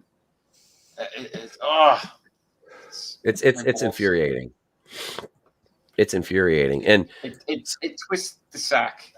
It does. It splits the sack. And speaking of splitting the sack, we're gonna go not just the tip, just the headlines. Get your minds out of the gun. Kick your fucking ass! I want you off the fucking set! It's not my Luke Skywalker. Hey, no, don't just be sorry. Please, for 1 fucking second. It's not my Luke Skywalker. Here's our first headline. Marvel confirms the most important Infinity Stones to the MCU Phase 4. Utao, the Watcher, in Marvel's animated Disney Plus series What If, confirms the most important Infinity Stones in the Marvel Cinematic Universe. Wait, are any of them important anymore? I thought they were just paperweights. I was going to say they're not important anymore. They already poo-pooed those and shit on them. Thank you, Loki. Oh, God. Clone Geek says if Tauntauns were real, Dion would be afraid of them. I'm going to ask him that. I'm going to message him that and ask him. Be like, are you afraid of Tauntauns too, Dion? Because they're kind of horse-like. Ego is alive and sickening and Hollyweird. Yes. Mm-hmm. Yes, it is. My sketchbook says Diego is a very short-range actor. He just proved he can't play a stoic hero archetype like Donnie Yen, though. No, Donnie Yen was good in that. Him and Sheeran and Maze. Sheeran and Wayne Maze. Maze Balance. I would watch a show with Sheeran and Maze on a Jetta. Mm-hmm. That would be more interesting than fucking Homeboy. I don't get it. That's perfect. You fucking nailed it right there. That's where your money's going to be. Because those characters were fantastic. Yep. So much you could do with it. No, we'll focus on fucking Andrew. Wow. Well, that's the problem with those idiots. You know, they it's like, oh, you like this? Well, here's this. And it's like, well, no, that's not what we asked for. And they're like, yes, it is. You're racist. What? Yeah, Asians must have been white adjacent when they were pitching the stories. Here we go right here. Here is our next headline. She-Ra live action show is happening at Amazon. I doubt they're going to make She-Ra look like that. No. You don't think so? She's going to have half her fucking head shaved, a septum ring. Her hair is going to be dyed purple and blue. She's going to weigh like 400. She'll be black. She'll be weighing like 400 fucking pounds. And I don't know. This is funny. The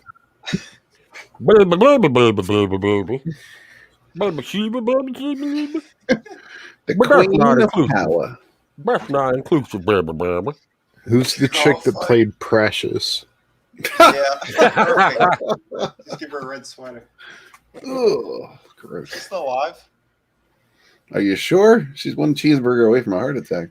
I think she's still alive. She's a main demographic. Overweight, a little extra dark. My program and what we did, back in one of the wars, our research. Never mind. The chick who played Precious is going to play Tila. Oh, fuck. She-Ra will look more like a she-beast. Yep. Clone Geek, what is the Brie Larson and Jemima film coming out? Oh, Clone Geek, you had to go and insult her. You had to do it. She'd be pretty good in blackface. She'd look about as good as Howard Stern. That's right, that other dildo. What a disgrace to the Jewish people. Fart man. He's always been a piece of shit, though. He has. She lost weight. They could CGI it back on. John China, She-Ra. Yeah. That I could see. Well, I guess I couldn't. You could. I was about to say. You see me? You know what's freaking? This is freaking people out on Twitter too. Big shout out to the Quartering. Quartering did a really good video on this earlier. The weirdos that like that Cal Art, She-Ra, and the Princess of Power Netflix show are completely freaking out on Twitter because the show is not going to be a continuation of that show. So all these fucking Tumblerinas are just pissed that they're not going to see their Cal Arts queen adapted in live action. Wow. Well, that's because there's no women that actually look like that. Yeah, they're drag queens. That's the thing. Well, look at the He-Man shit. Hey, Look at Amy Schumer. Amy Schumer. Oh God, you're right. My sketchbook. Wasn't she going to play Barbie? Yeah, she was. What? Amy Schumer was going to play Barbie, and they canceled the movie because they were like, I think they came to their senses. They're like, this is like Barbie is a cash cow as a brand. Girls will always buy Barbie, and if you do this, they only had the cow part there, not the cash. Wait, all that beef. Hold on. All right. I had growing up, especially in the 80s, my cousins were mostly female, and there's one boy out of all of them, and we used to grab the Barbie dolls, and we used to melt them down and squish them. So is that the Barbie she was going to play, the melted version? Yes. All lumpy? Yes. Well, they weren't aware of toxic white males like you at the time, Vinny. Yep, this is gonna be a new I'm Viola. Oh God, Viola Davis is Man at Arms. I got to go back to my sketchbooks comment because he says Bree gives a whole new meaning to the term foot job. Is that like a personal attack or something? Or... It is. Bree's like, shh, I'm trying to sleep. I'm in my hanging tree. She's got her fucking piggies gnarled her on a branch.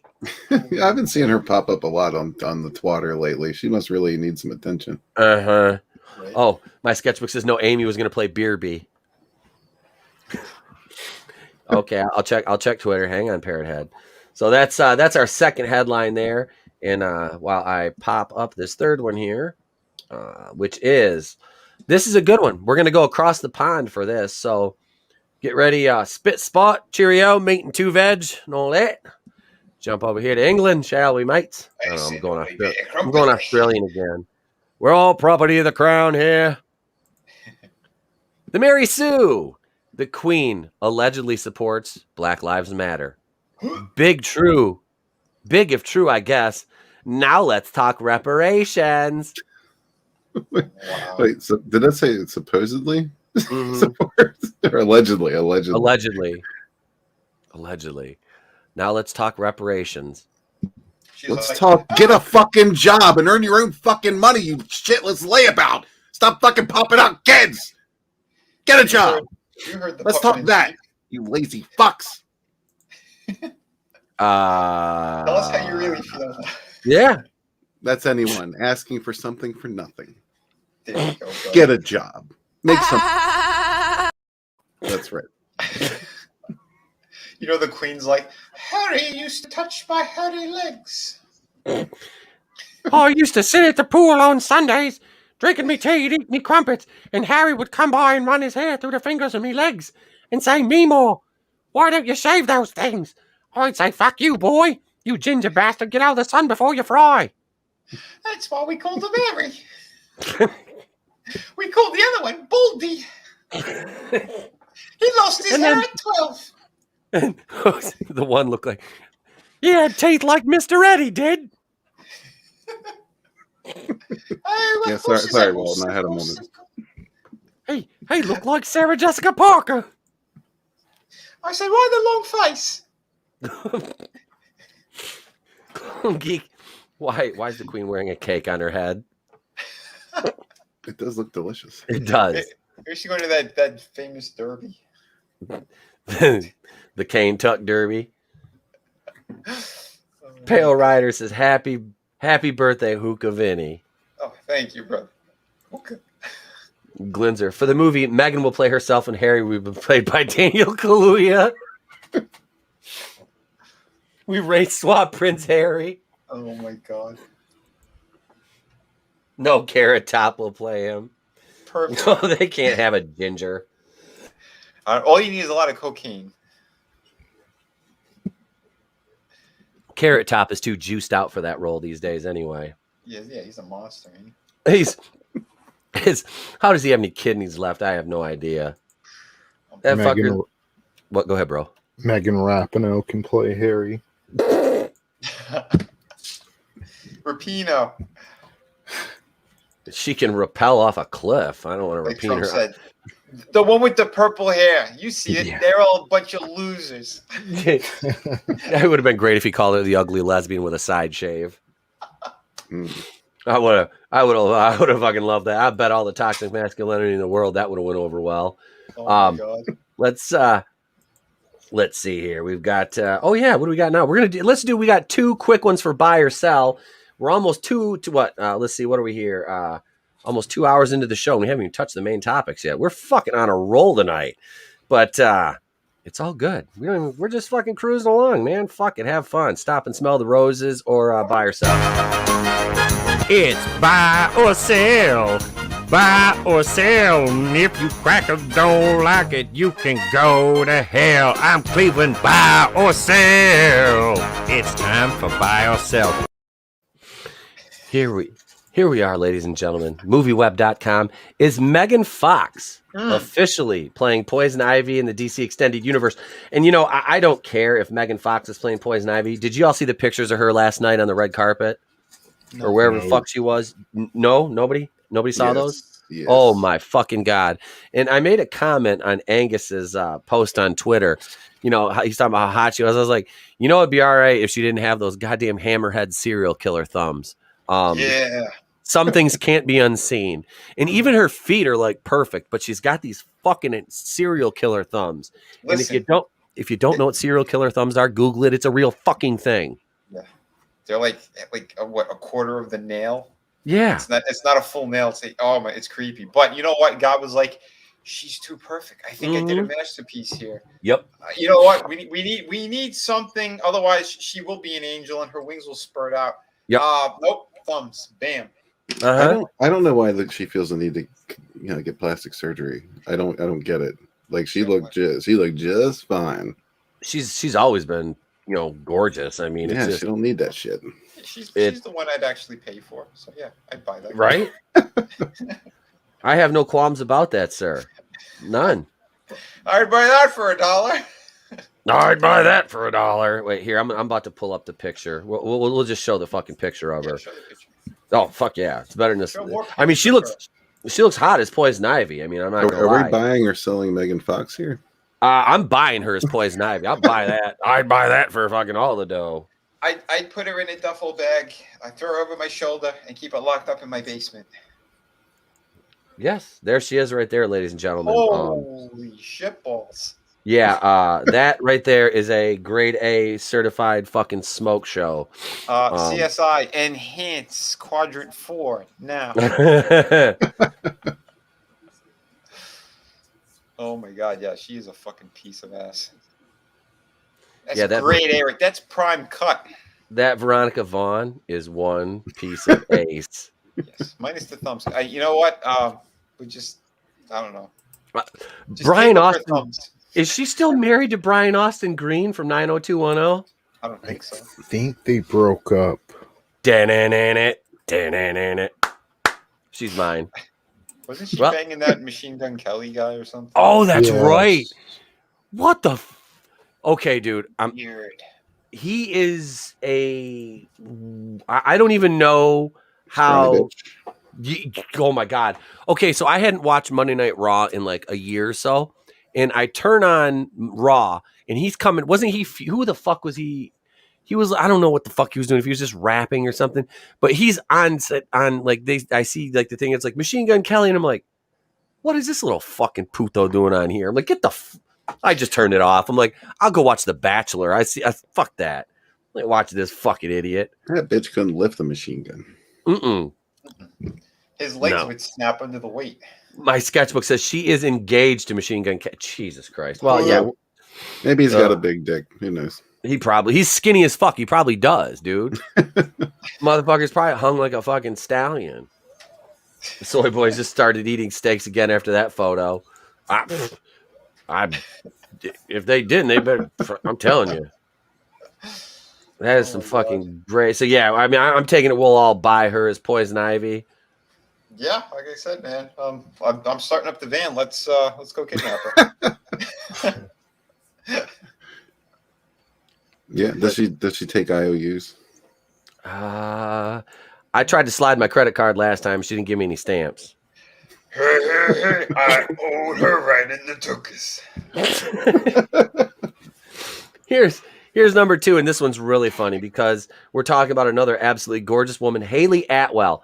Yes. Haley Atwell will play Lara Croft in the upcoming Tomb Raider anime series. This from We Got This Covered. I almost did a video on this today. I love Haley Atwell. Got to meet her. Sweetheart, gorgeous, even more fucking beautiful in person. Anything that has to do with that woman. Yes, she's another one. I'm warming up the van right now. And that's exactly why I'm selling this. I'm tired of seeing her in cartoons. Yeah, let's see her. Yeah, why don't they just do a fucking live action? Yep. She's got big, beautiful tits. She's gorgeous. She's in even better shape than she ever was. Mm-hmm. What are they waiting for? Let's animate her? No, let's fucking put her in those little shorts. You morons, instead of getting a flat-chested fucking other Brit and doing a shitty version of the last video game. You're talking about Alicia Vikander, the one that's married to Michael Fassbender. I still do her, but I fucking love her abs. Oh my god, that woman has the best abs and an actress I've ever seen. Like, yeah, and the flattest chest you've seen. And that's the thing is like I can overlook that for the rest of the body. I guess I'm just like, but not for Lara Croft. No. That's right. Yeah, Lara Croft is built. She's built like a woman. This is my hill that I'll die on. Haley Atwell, perfect. Gorgeous fucking Brit. Big, beautiful tits. I believe her in action roles. Let's get her in there. Come on. Yeah. Because you didn't get much of her in the MCU either. Right. No, we got more Sharon Carter than we did of her. Ridiculous. Although I'd still bang the hell out of that one. Oh, Emily Van Camp. Yeah, Parrot Head sent me some pictures of her last night. Thank you, Parrot Head. Fantastic. Yeah, I'm like, topless photos of Emily Van Camp, Parrot Head. He sent me one with the banana. You have outdone yourself, sir. Parrot Head sent me one with the banana that I can't show anywhere. The mocap actress is pretty flat but hot. For which show? Which show? Oh, for the Lara Croft game? Is that mocap actress? Yeah, probably. I don't know who did the mocap for that though. No, she's another one. She was on, I think, one of that show with David Duchovny. I don't know if X-Files? No. Oh no, Californication. I think it was that one. Her tits are beautiful. She's really fucking hot too.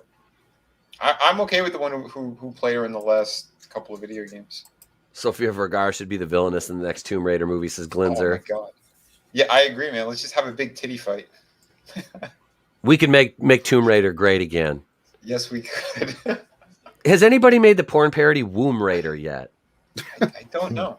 Because if not, trademark, mine. Let's do it, man. Let's make it happen. Keely Chow would be very proud of us. He would. We have Vinnie's casting couch. But what we're going to do right now is we're an hour and 50 minutes in. We're going to play Tony's new bumper. We got 2 main topics. We're going to cover these. So get ready for some memes, ladies and gents. Here we go.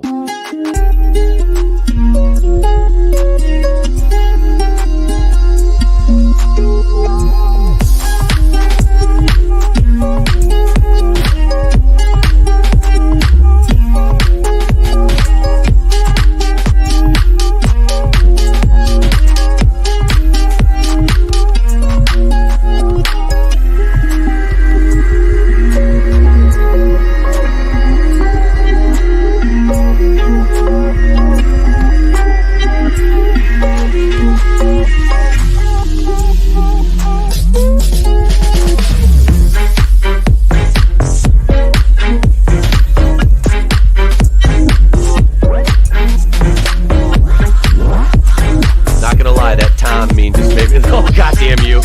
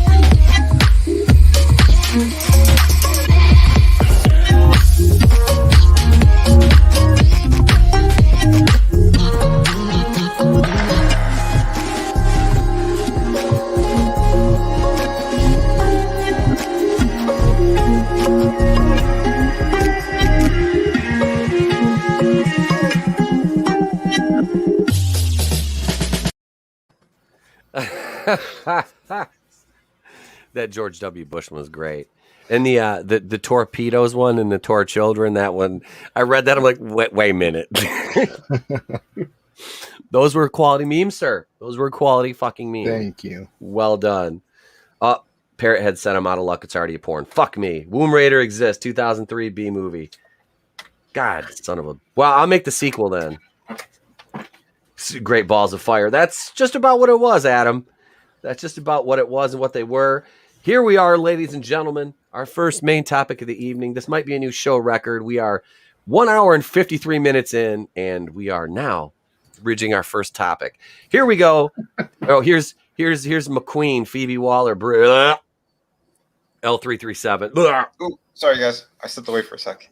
Rumor. No. Yep. Oh, no. Phoebe Waller-Bridge to replace Indiana Jones as female archaeology professor. And ladies and gentlemen, this is a rumor, but I want you to know where it comes from.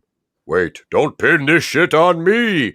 Doomtep had nothing to do with this rumor. This is not from one of my sources inside Red Lucasfilm.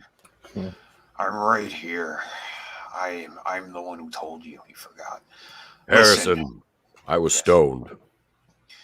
I'm going to wrap my whip around her neck. I'm going to wrap the other end around mine. And just end this franchise already for good. It would be the first time she's had anything of that kind around her neck since she was in a hotel room with Wilford Brimley and Bob Crane, my sources tell me. She was playing Who Can Pass Out First with David Carradine. See those candles? She did some stuff in between. Never mind. Phoebe waxed that ass Waller-Bridge. Even though... That big nose is great air conditioning on my sack. Just saying. Come on, man. Oh my God. I'm the proper president. I want my family back. I want my family back. I didn't kill my wife. Yeah. It wasn't me. It was the one-armed man. I don't care. So no, you're fine, bro. This is a rumor. Ladies and gentlemen, rumor, so take it with a truckload of salt. But this pretty much lines up with everything that we've seen and experienced in pop culture. So, you know what I mean? It's kind of it's not if, it's when. You know, Frankie knows female Indiana Jones, but she's scared of trouser snakes. Just my python. She seemed to enjoy that one. Glinzer makes a good point. Just saw one of those AT&T Lily commercials. That actress could be Laura Croft. Yeah, that girl is stacked. She was hiding that body from us all these years behind them goddamn shirts. Yeah, she was topless in something. I forgot what the fuck it was, but you don't mind walking a real piece of shit, though. She's really horrible things. How do you escape the Soviet Union, then become a little socialist? Yeah, that doesn't make any sense. That's like coming from Cuba and embracing communism. None of this makes sense. You know, it's like I came to America to make America more like Cuba because we love living under murderous dictators who are racist. That's what I don't understand. It's like, why does Jay-Z wear a Che Guevara shirt? Does he not know that Che Guevara hated black people? Like, does he not fucking realize that? I was like, ho, you dumb as fuck, man. Ho. It's because there is no truth but power. I'm fucking telling you, man. Just because you got a dumbass vodka named after you doesn't make you a smart man. All retarded. Oh God, Jay-Z. And he got his ass beat by fucking Beyonce's sister in an elevator too. I mean, wow. Beyonce's. I don't think she's like all that as far as aesthetics go, but like Jay-Z's an ugly motherfucker. Like he might be rich as fuck, but let's face it, he is not a handsome man. Sean Carter is not a handsome man, and he cheated on her. It's like, bruh. Like, I know you're rich, but you look like the inside of my shoe that I've been wearing for 10 years. Like, you're ugly as fuck. And Yeah, you're just ugly, man. And you're a douchebag on top of that, which makes it even worse. You could be ugly and still be a good person. You know what I mean? Like, this motherfucker is ugly and a douchebag. That just makes it worse. That's what trips me out, because he's ugly. He's a douchebag. He doesn't. Okay, he's a decent rapper, but he's nothing special. No. He's really not. He just, like, he must be a good businessman to have something going on, because I don't see it. No, I don't either. Glinzer says Jay-Z had 99 problems and his bitch sister-in-law was one. My sketchbook says, didn't he tap Rihanna? Wait, who hasn't? Chris Brown tapped her forehead repeatedly. But how could he miss, though? Rihanna has a big forehead. It's like, I can't remember. It was Bill Burr that was talking about that. Bill Burr was like, nobody knows what happened in that car. Like, he's like, why Chris Brown? He goes, I'm not excusing Chris Brown hitting a woman. He's never hit a woman. But he goes, can you see them having some big relationship ending fight? Like, he's driving. He goes, it's not like Chris Brown was just driving and she was like, hey honey, where do you want to go to eat? And he started beating the shit out of her. She's like, no. She was probably like, he's driving, she's all up in his ear going, this is why I'm more famous than you, and I'm gonna fuck all your friends. And then he just went nuts on her. Yeah, that sounds accurate. Dude, Tobey Maguire even banged her. Rihanna? Yeah. Jesus Christ. Spider-Man got all the fucking Hollywood ass. Spider-Man. That's why Toby was the best Pulls one. more tail than the average man. Can he jump? Can he swing? He made Rihanna do everything. Watch out. It's the emo Spider-Man. Bully Maguire up in that ass, baby. Hell yeah. Good for him. Bully Maguire doing the Bully Maguire dance up in that ass. I can see him. He was standing over doing the fucking emo Toby dance. Dude, I love all those memes that they made with him. Oh, yeah. They are all fucking epic. Me and Tony, we had a phase of crying Toby face memes, didn't we? Yeah. I've put crying Toby face on a couple of my thumbnails. He probably had to punch her in the ribs a couple times to get her off. Oh, just my God. That was... we love you, Tony. Never change. Oh, my God. That was fucking great. Oh, that's going to violate the community standards. All the stickers. So did Sam Witwicky. Yeah. Yep. Oh, money can't buy happiness, but it can definitely buy some expensive ass. Yes. Rihanna, Chris Brown, shut up and drive, right? Chris Brown approves that joke. Oh, shit. So, Phoebe fucking Waller-Bridge. She does have a big forehead. She's kind of like Rihanna. This is from John F. Trent over Bonding into Comics. We already know what the first sentence says because it repeats the title of the fucking article. I love you guys, but stop, please. I know you get paid probably by the word or the character, but you can add another sentence in somewhere. I love you guys. I'm not dogging you, but this new rumor comes from It wasn't me, I told you. From the Daily Mail and their show business editor, Katie Hind. Hind claims Phoebe Waller-Bridge is being tipped to replace the veteran actor as a female version of the fictional professor of archaeology in the Adventures movie franchise. One anonymous source told Hind about the rumor. It would be a huge statement and a great role for Phoebe. Another source stated, the gossip on the set is this character will slot into the leading role. Oh my God. Jesus. Have you guys checked out your Mudman story at the end of Bonds? Because we got Indigenous Jones in there. I saw that. I was going to mention that to you. I saw that. That is... It always boggles my mind when I read something good and then I see something like this that's like, okay, so any one of us could probably write a better Indiana Jones movie than most of these fucking hacks in Hollywood could now. I mean, the Kingdom of the Crystal Skull is evidence of that fact. But to gender swap, I almost said race swap because I'm so used to it. To race swap, and then I just said it. To gender swap, I'm not even that stoned tonight. I've only eaten like 6 edibles today. Thanks, Jen Psaki. Fucking out the circle back to the race swap. Listen, it's easy to do this. Indiana Jones, I enter a temple. I steal an idol. Nazis come after me. I punch the Nazi in the face. I bang the Nazi's girlfriend. I win. The end. And it's a success. Stuff like that is a success. It's like you have a fucking track record. Like what the fuck? Oh my god, yeah, I can't share that one on the air, Glinzer. I'm gonna have to holy fucking Shinto. Yep, Womb Raider is the fucking 2003 movie. Huh. Who's this redhead here you sent me? That's nice. I could show that one, but I'll keep you all in suspense. What's up, another monster? Hey, he says, sup, y'all, relax. I'm here now. Doomers of the Lost Cock. Oh, God.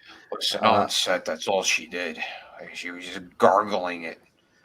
Everywhere she went, she's like, whose dick do I need to suck?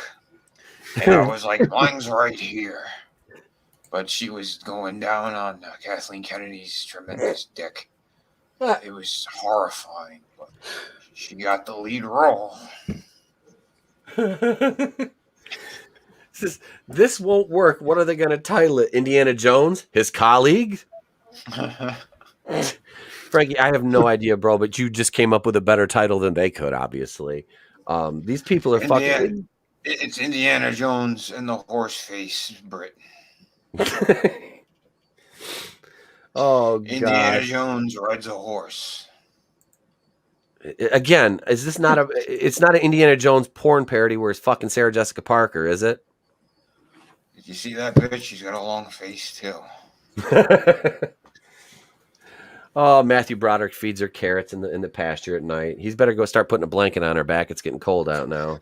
Is that before or after he kills another person? Probably after. Drunk driver. Sarah Jessica Parker was hot in Hocus Pocus and in Flight of the Navigator. I think that was it. Yeah, isn't that funny? Where she's supposed to be a witch with a big nose? And she's hot. And then she's supposed to be hot in Sex and the City, and she looks like dog shit. Yeah. And then you had Kristen Davis, who was a fucking smoke show. Yeah. She was also on Melrose Place. She looks hot, passed out in a swimming pool. Or knocked out, I should say. She fell and hit her head. That was the night of whose wedding was that? Was that her wedding? Was that her and Billy just got married? She fell and cracked her fucking head. Is Brooke? this real life or is this the show? What's going on? No, it's a show. It's Melrose Place. It was a storyline from like the later seasons because she came on in like season 6. I'm not even gonna. I know all this shit. I'm not even gonna say it. No. Go on. Make fun of me. Go You're on. just gonna make fun of me. Yay. Wait, here. You know what? I can do this. I'm a big boy. I'll roast myself. Here we go. So long, gay boys. I got another one. Gay. Say what you want, but Melrose Place had some of the hottest women on primetime TV in the 90s. Yes, they did. And I was fine with that. And then Daphne Zuniga still looks good to this day. Etep was watching it on mute with his pants around his ankles. We can neither confirm nor deny. He's like, this is my favorite show ever. What's the storyline? I have no idea. I don't know, but Heather Locklear's on it. Fucking, I like Laura Leighton too, the redhead that played Sydney. Yes. I have a thing for redheads. I really do. It's like that chick that plays what's her name, Egret in no, not Egret. Fucking Sansa. Sophie Turner. Yes. She looked hot as fuck in X-Men, Dark Phoenix, and the Apocalypse. She's. I don't like her character. I don't like her as Jean Grey at all. But Sophie Turner's a beautiful woman. Yeah, you know who's gay? Tap gay. God damn it! Superfan says Melrose Tap. Princess Vespa is hot. Yes, she is. Princess Vespa is hot as fuck. Yeah, Daphne Zuniga. She's delicious. Gay people are. They are gay. It was funny too. I have a really good friend of mine from high school is gay. He's married, you know, and we bullshit every now and then. And the motherfucker will get drunk and then he'll hit on me, and I'm like, Mike, fucking stop. And he's like, oh yeah, you're straight. I forgot. I'm like, you didn't forget, you fucker. I thought he was about to say, Walton, stop. I was like, dude, I'm just gonna tell your husband. was like, I'm gonna tell your husband you're hitting on one of us uncultured swine straight. Yeah, you really. Listen, I'll take the compliment. Go make me a sandwich. I did. I was like, thank you. Now make me a sandwich, boy. And he was like, okay, yes, daddy. I'm like, all right, whatever. Fuck it. I don't have to look. I don't have to look. Do I or touch you? All right. Like, look, it's head's not gay unless you touch him, right? I mean, if you don't see it, it's not gay. I don't know. I had you guys remember what's his name? Lodi from WCW. Yeah. Remember Lodi? All right, so Lodi was who the fuck was that other weirdo that was with him? Was it Lenny Lane? No, not Lenny Lane. It was Lenny Lane, and we're in Little Jericho. Yeah, we're me and James, my old tag partner, are in a fucking bar in where the fuck were we in Saginaw or Flint, and we just got done working a show, and those two were both on the fucking card, and like the promoter booked them both for a fucking song because who the fuck is Lodi working for? You know, this is probably back in like 2008, and we're sitting there at the bar, and fucking Lodi's, you know, he's drunk as fuck, and he's just kind of shooting off at the mouth, and he's like, yeah, he goes, I've ended up at the wrong end of a blowjob a time or two, but that doesn't make me gay. And at that point, I look at James, and he looks at me, and I'm like, I was like, actually, it fucking does. Actually, it fucking does, bud. And he just started laughing. I'm like, I'm leaving. I'm gonna go shoot pool or something. You know, it's like, what the fuck? Shoot pool? Is that code for? No. Yeah, it was. I was like, here's $25. Shut the fuck up. Get on your knees, you fucking puto. Anyway, but so Phoebe Waller-Bridge. And those photos are everywhere now. They were on MySpace. I think they're gone. Wait, my sketchbook says a friend of mine was mistaken for gay and got mad, not because they thought he was gay, but because he would date our other friend who was out of shape. Well, we know the frog in Jersey. He's definitely fucking gay. The pizza parlor, all that stuff. Absolutely disgusting. Don't drink the water in Jersey. Makes all the frogs gay. Oh, shots fired. Oh, here we go. Let's see. Yeah, we don't care. A previous rumor claimed that Waller-Bridge's character is actually a British journalist named Clara, who is investigating Mads Mikkelsen's character. Mikkelsen's character is rumored to be a former Nazi scientist named Schroeder, but that's not if you ask me, McQueen. I don't gossip around these parts, not around the Abbey. Fuck that show. The rumor, I'm too nasally, right? Actually, being nasally probably sounds more British. I don't know. I'm just, please, if you're British, don't take offense to that. Nasally and teethy. Yeah, nasally and teethy. Oh, the rumor noted that Clara and Jones had teamed up and were actively working against the United States government to foil Schroeder, who is receiving substantial support from them. So the U.S. government is funding the Nazi. Of course they would be. Of course. I feel like Thor in Guardians of the Galaxy now, or Avengers. You know, just of course. Well, the Nazis still exist. I'm a prime example. Damn you, Fauci. Damn you, Fauci, in your fucking lab. Oh, let's see. Oh, God. Uh-oh. Wait a second. We see where the rumor comes from. Oh, well, ladies and gentlemen. Well, allow me to read this without a voice modulator, because even sick, my vocal stylings are equal on par, if not better. Another rumor from myself. I mean, YouTuber Overlord Beta, back in June, did claim that Waller-Bridge's character would replace Jones. The YouTuber explained, the two endings are supposedly being considered in this script. I guess they've been written and they are going to shoot both of them. Both endings allegedly have Jones dying at the end of this movie. Thank God. But in one of the end of the rumored endings, young Indiana Jones dies alongside old Indiana Jones, and Waller-Bridge swoops in like a hook-nosed vulture, picks up the hat, and takes his place moving forward. This just sounds like a condensed Force Awakens. Doesn't it?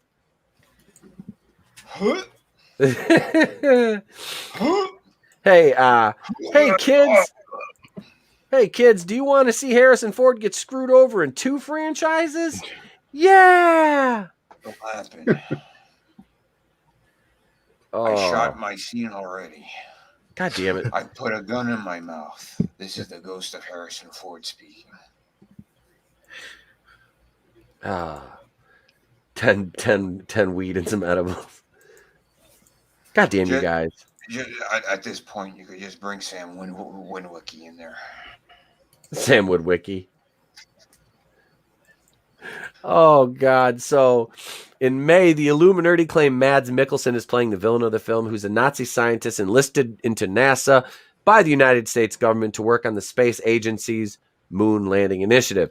It's clearly based on the real-life Operation Paperclip, which saw the recruitment of over 1,600 former German scientists, engineers, and technicians, many of them former of the Nazi Party, to facilitate the United States beating the Soviet Union in the space race. Oh, yeah. So they announced her role back in April. It's like, so if you really wanted this movie to be good, you know, if you truly wanted to do this movie, this franchise justice, which they don't, we all know that. This is more of a hypothetical. Wouldn't you bring in an actress that could carry the action? Like, when I see Phoebe Waller-Bridge, I don't think action star. Like, you have talented actresses and even stunt women that could play a side character because they're built for it. They're talented enough to do it. You know, as far as the acting chops go, probably. And if not, they can, you know, you can work through things like that. And a raw performance could even come off better with a new character. You know what I mean? As long as it's not too bad, you know. ETEP, I just wanted Megan Fox. Don't we all? Yeah. Don't we all? But this movie, I never wanted it to be made. I just want Megan Fox. I would settle for no more Indiana Jones and just take Megan Fox and call it a day. That would be Killer it. thumbs and all. We have this is a rumor, and this is very important. I'm going to read this. This is a $10 super chat from Clone Geek. I'm going to read the super chat right here. This is probably the biggest bombshell that Doomtep will ever drop on his show. Ladies and gentlemen, the moon landing was indeed fake. And you can take this with a grain of salt if you like. But I have never been wrong. I thought I was once. But Doomtep was only mistaken. We all know that Nick Utam faked the moon landings. And what he did not fix up front, of course, we know Nick fixed it in post. Stay angry, my friends. Nick faked the moon landing. He did. He just fixed it in post. You know that. I'm always angry. He's right. Nick. It was all staged. Buzz Aldrin, he said it himself. It's all bullshit. Infowars.com.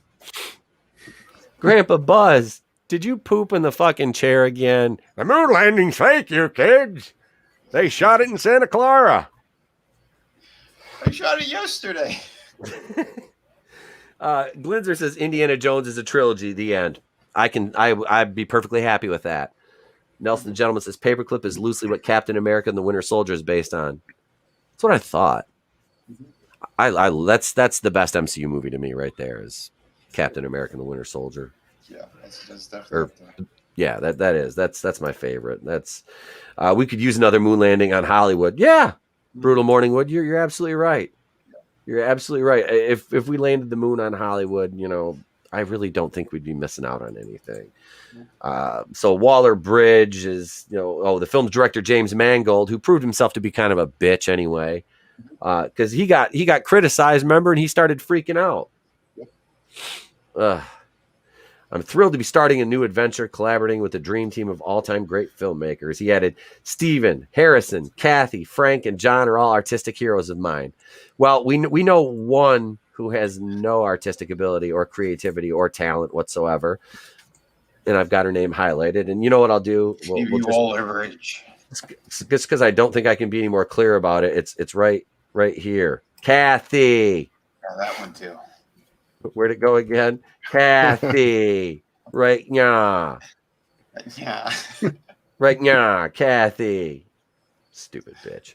When you add Phoebe, a dazzling actor, a brilliant creative voice, and the chemistry she will undoubtedly bring to our set, I can't help but feel as lucky as Indiana Jones himself. Fuck you, James Mangold. Fuck you. Is there another Phoebe they were talking about? Phoebe Cates? I think we could add Phoebe Cates to anything and be happy with it, right? Yeah. Like, dun, dun, dun, dun, dun, dun, dun, dun. Wasn't that her walking out of the pool in Fast Times at Ridgemont High? Yeah, Fast Times at Ridgemont High when Judge Reinhold is fapping in the bathroom with his fucking burger joint outfit on. Didn't Klein marry her? I don't know. I can't remember who she ended up marrying.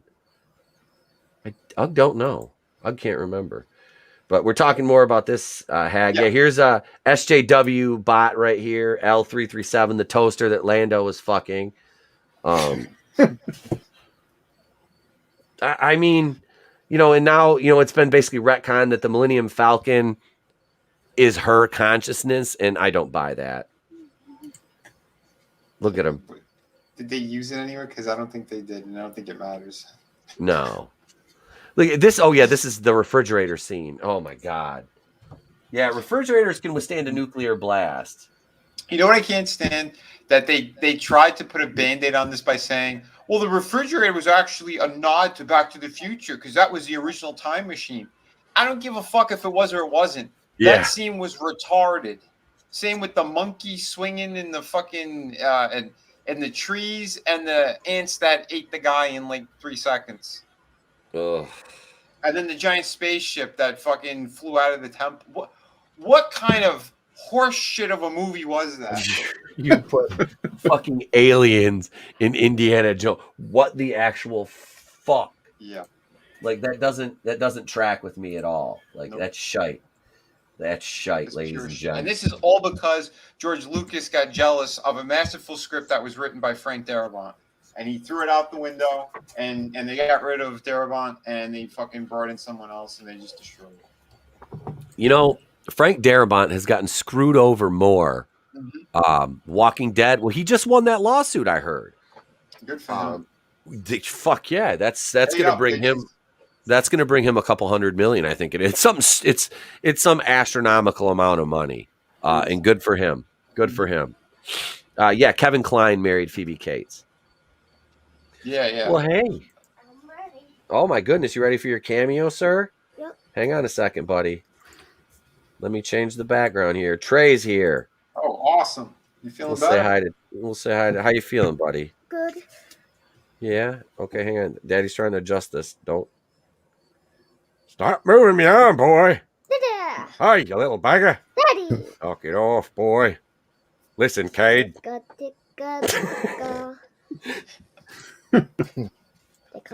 Stop tickling me, you little bagger. Hang on. Dada. Yeah, I'm turning the camera on, buddy. Here we go.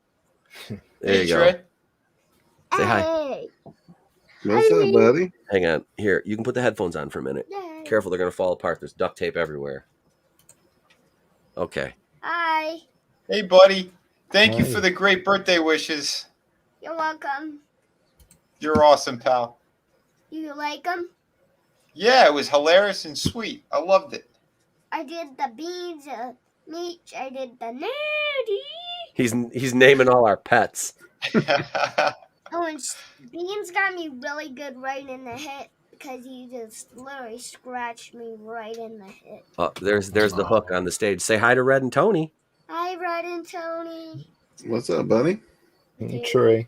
Hey, say hi to Fire Turkey. I thought you started Katie. What's up, Ice Hawk? Could you start with the Ice Hawk? That's your nickname. You're gonna get that tattooed, aren't you? No. No. All right. Say good night. Night, night. All right, baby. Good night, Great buddy. night, bud. I love you. Say good night to the chat. Night. All right, buddy. I love you. That was great. He was bound and determined to make an appearance at one point tonight. Okay, Frankie knows said it. $200 million out of court from Walking Dead. Wow. Fuck Jesus. yeah, good for him. Darabont deserves it. That is epic. Yeah, He deserves it, man. So we'll put the Harrison Ford article to bed. Much like Harrison's ready to put his performance in all these franchises to bed permanently. Go ahead, Tony. I still haven't seen the fourth one. You haven't seen Crystal Skull? No. Don't. I watched it probably 2 years after it came out, and it was on. I watched it maybe a month or two ago, and honestly, I couldn't recall anything because I was just like, this is worse than I fucking remember. Like, I the one thing I can block out is that it's like I just remember the refrigerator scene and aliens, and I'm like, none of this is Indiana Jones. Yeah. When they were making it, I was just like, why? Yeah, everybody said that, because if you're not gonna, you know, give the fans pretty much like what they want, you know, and one more great action send off for the character in a proper way, having to meet with all the other people that actually help make the franchise in a proper way, then don't fucking bother doing it. Because Darabont, like, I have a friend who read the entire script and said this thing was a masterpiece, and yeah, they just threw it all out the window. Kate Capshaw is coming back, you know, well, the one who actually became his wife in this fucking fourth one. They did a lot of different things, but it was classy and respectful to the character, and it was a good story. But nope, let's just pull down our pants and shit all over that, and then bury it, and then resurrect it, and give it to Phoebe Waller-Bridge to really ruin, and we'll call it a day. Thanks, Hollywood. Go fuck yourselves. And everybody's like, "Oh my god, she's so good in Fleabag." I'm like, I have no desire to watch that BBC shit because that's what it is. It's a fucking show on the BBC. I ain't watching it. Mm-hmm. Fuck the BBC. I saw her show Killing Eve. I thought, well, I only saw the first season. My wife loves that show. She does that. Yeah. That's the show she loves. Yeah, I didn't see the last season, but the ones that I did see, I actually liked, and they said that she wrote it, which I was like, no, this can't be the same one. Is it another Phoebe? But it's her apparently. I was shocked when I found out she was behind that. Yeah, so she does have some talent, but that's in her lane. That show Exactly. is in her fucking lane. You're talking about taking on an action franchise. You're not, now her show is like, it's kind of a murder mystery thing. There's intrigue and, all that. And there is, but it's like, at the same time, it's like, it's a much different animal to do a series, an episodic series is composed, as compared to an action franchise like this. I don't think it'll translate. I want to acknowledge this real quick. Nelson, he says 15 years, E-Tep will have his chance. Well, like I said, man, as soon as we move and I get the new studio set up, I'll be launching a second channel with him, and that one will hit 1,000 before this one will, because we've been stuck at 788 for a couple of days now. Peeps, help me out. I want to get across that 800 mark and on to the next. So share it out if you can. Help a brother out. If you're not subscribed, hit that shiny red button. Mm-hmm. Just push it. It's free. It always will be. What's not free is I have a Teespring store now. I got to get the link for that, but I do have a Teespring store. I ordered a shirt, and I'm gonna tell you this right now. If you want to order something, go ahead, but I want to order it first. I ordered a shirt. I got a premium long sleeve tee, and the price is a little bit high, but you know what? I went with the premium fucking quality, and I want to see how it is. I want to wear one. I want to wash it a few times. I'll wear it on the air. I want you guys to see what it looks like. It's this logo right here behind me. All right. I got that on everything. We're going to do the fucking Egyptian logo. I'm going to do a fucking shirt with the Egyptian logo on it. I'm going to do that on hoodies. We got this one. We'll have that, and we'll have some different shit. But I got leggings. We did hoodies, t-shirts, sweatshirts, women's t-shirts, shit like that. So check it out over there on Teespring. But like I said, I'll have the shirt in a couple weeks. They have to print everything. So but it's nice because there's no cost buy-in, and that's what I want to do. I'm going to try it out, and I want to order a few things and wear them and see how they wear and how they wash. Because Tony and I were talking about this. Excellent. I want to sell a good product, and if the prices are going to be a little bit higher, if I'm not asking you, if you want to buy it, cool. If not, that's cool too. I don't care. It's fine. If you want to own the merch. But what I'm saying is, I'm going to try Teespring. I just want to see the quality, and if it's not quality, I'm pulling everything off of there, and I'm not going to sell it because I don't want you guys to pay a little bit more for something and then the quality's not there, because that reflects badly on me, and that's not what I want.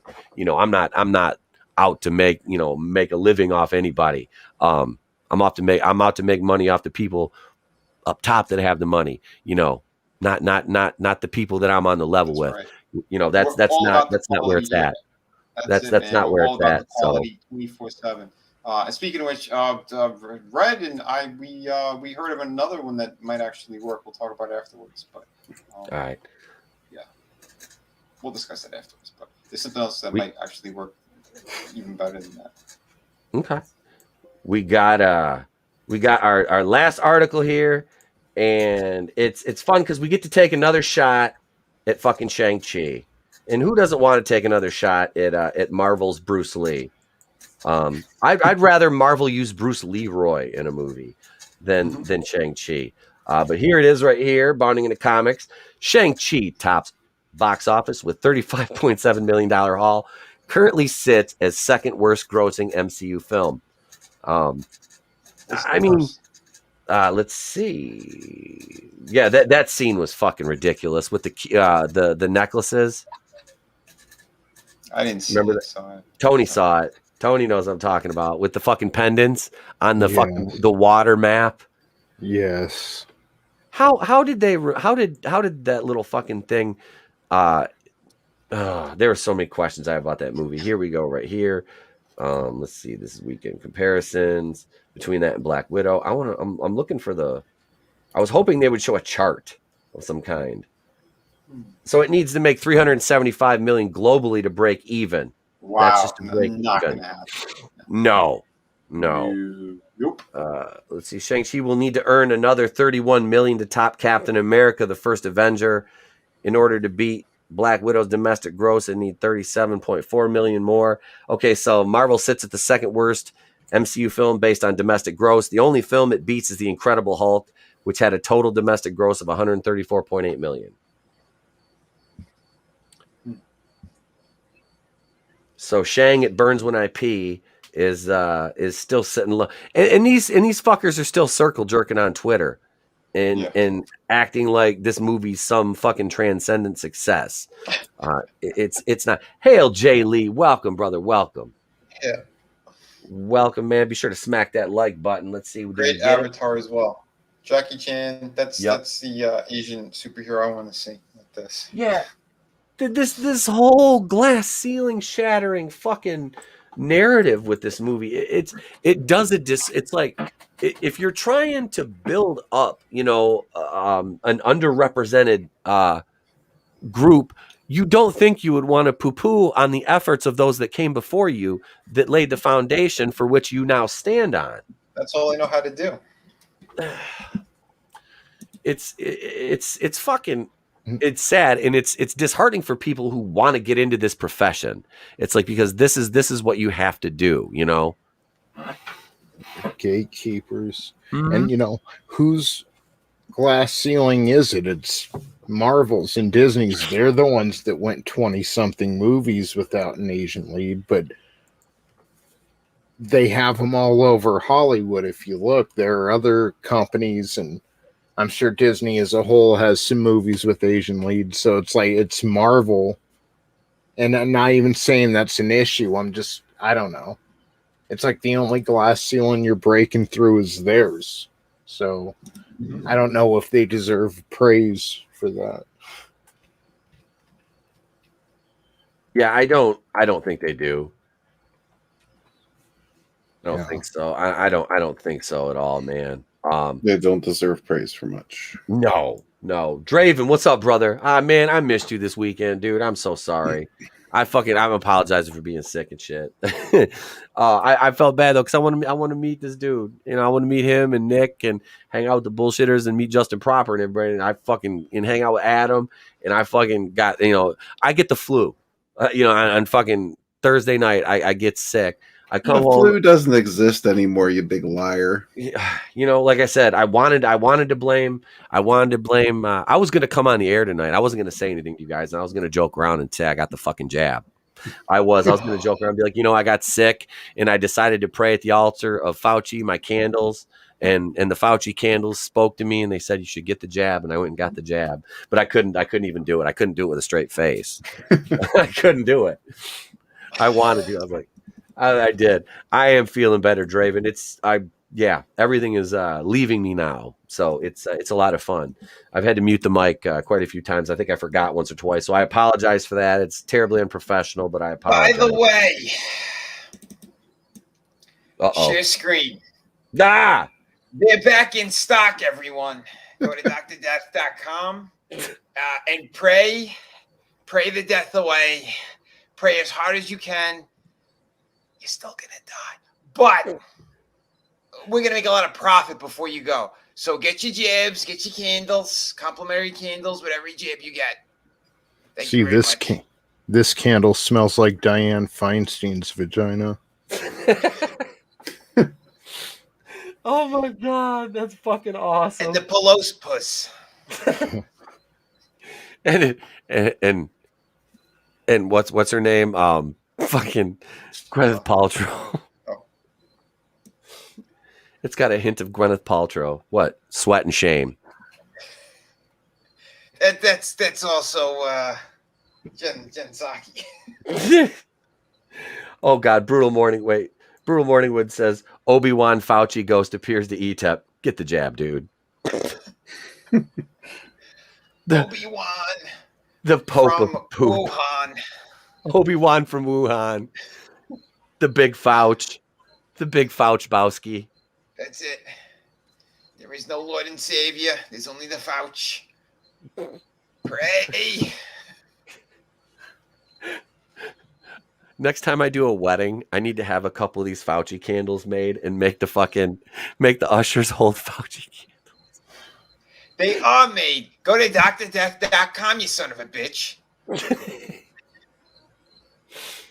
Oh, I love How else it. are we going to fund this operation and make new variants? I'm going to bootleg him, Fauci. Take that. Oh, you fucker. All right, somebody go jab this prick. Do it now. I was waiting for you to throw some anti-Semitic at me, Fauch. Well played, sir. You held back. Listen, I'm a devil, but I'm not that evil. I thought he was going to be like, I blame all the ills of Western society on the Jewish man. Now Just get like in the the thing. oven, otherwise we'll jab you. Just like the thievery of my wise and wife. But anyway, who's listening? Somebody took my Shayla. So, speaking of the oven joke, dude. So my wife earlier fucking says to me, we're in the bathroom, and I'm brushing Trey's teeth, and she said something to me, and I was like, well, that's rather anti-Semitic of you. And Trey looks up at me, and she looks, and she kind of rolled her. She kind of gave me that, that mom, that look, like you shouldn't say that in front of him. I was like, what? I was like, no part of my ethnic background can trust you around the oven. None. Not the Polish, not the Jewish, not the Russian, not the Ukrainian. None of us. I'm like, none of us. I shouldn't even get near the shower around you. And Trey's just like, what, Dad? I'm like, nothing, son. Oh, Nothing, my son. God. Your mother's people are evil, son. Don't worry. You'll learn it in school. Never mind. No, you won't. He goes to Catholic school. They'll teach him the Krauts are evil. Okay. I thought they omitted everything out of their books everywhere. No, not the pride. No, that's why he goes. It's funny. He goes to. I was like, son, you're just the Catholic school. I'm like, you gotta just pay attention to the old people in church. I'm like, stand, sit, kneel. It's aerobic church. I'm like, trust me, you'll learn. Draven, I saw you got to meet Danielle Harris, $1 Million Man. See, dude, if I was there and I was healthy, Godfather was around, I'd be like, hey man, let's go out back and burn one, dog. Like I'd fucking be like, hey, come on, let's do this. Let's go out back and get high. He'd be like, I don't know. I think doesn't he own a dispensary? I know Val Venus does. I think Godfather does too. He owns Cheetahs. A strip club. That's right. Yeah. He was a bouncer when he started wrestling. Gil Gilberti was the head bouncer at Sapphires for a while. Glenn Gilberti, Disco. Yeah. Disco Fever. Yeah. Dallas Page, didn't he also own a strip joint? Before he owned a nightclub, before he started wrestling, and that's how he met a lot of the wrestlers and got into the business. All right. Maybe it was a strip club, but yeah. Glinzer says Danielle's still hot. Yeah, dude. She's freaking gorgeous. Follow her on Instagram if you don't at Horror Gal. Dude, yeah, she does some really nice photos. Oh, cool. She's gorgeous. Danielle Harris is gorgeous too. Jeff and them actually did that with Godfather. Motherfucker. See? Son of a bit mother. Well, that's a shame. Yeah, if you've seen Showgirls, Cheetahs was the club she was working at like towards the beginning of the movie. Okay. Oh, cool. All right. Yeah. Is that when she meets Paul Atreides? I don't know. I think so. I thought that's where know she met him. actors besides Jesse Spano. Kyle MacLachlan was the one, the dude that he was with Gina Gershon. Who? Oh yeah, I know Gina Gershon too. Her teeth, man. What? Her teeth. They're just sexy. They're like perfect. They're like absolutely fucking perfect. Yeah. She was one. I was. Yeah. Was it? What the fuck? She was in a goddamn movie. What the hell? I'm trying to think of what it was now. Fucking lesbians got me all fucking. I can't remember. Oh yeah, with Jennifer Tilly. Jennifer, that's what it was. Yeah. Girl, was it Girl Interrupted or Bound? One of those. Bound. What was? I think that was a Wachowski movie. They landed that before they made Matrix. They had to prove that they could make a movie, and that was their first movie. Yeah, there's always something to be said for The lesbian. I haven't played that GIF in a while, and that actually later inspired the Wachowskis to become lesbian themselves. Yeah, that's how you know you made a great movie. You know, and I often wondered this myself because I have a cousin who's a transformer, and she was always a beautiful young lady. Wow. Yeah, dude, it's she did too, with a beard and everything. I'm just like, I don't fucking hormones. But she was always a beautiful young woman, very smart, very talented, musician, stuff like that. And all of a sudden, she gets the she was her freshman year of college, of course, in a private school in New York. Go figure. She's now went from Caitlin to Nathan, and her mom is my cousin. She's about 5-6 years older than me, so she's about 47, and she's like, "You got to call Caitlin Nathan." I was like, it was like I looked like that 50 Cent. Yeah, if I was like, where he laughs and he drives, I was like, okay. I probably will never address her again. Mm-hmm. So, yeah, cool. And then she's dating another girl who's pretending to be a guy. I'm like, you bitches are lesbians with extra steps. I was like, why don't you just be fucking lesbians? So it's the reverse Wachowskis. So how is Matrix 5 going to turn out? Ask them for me. It's going to turn itself back inside out. Because then they turn their shit inside out to go, wait, how does that work? Should I not have said that? I don't know. I don't know. You're not offending me.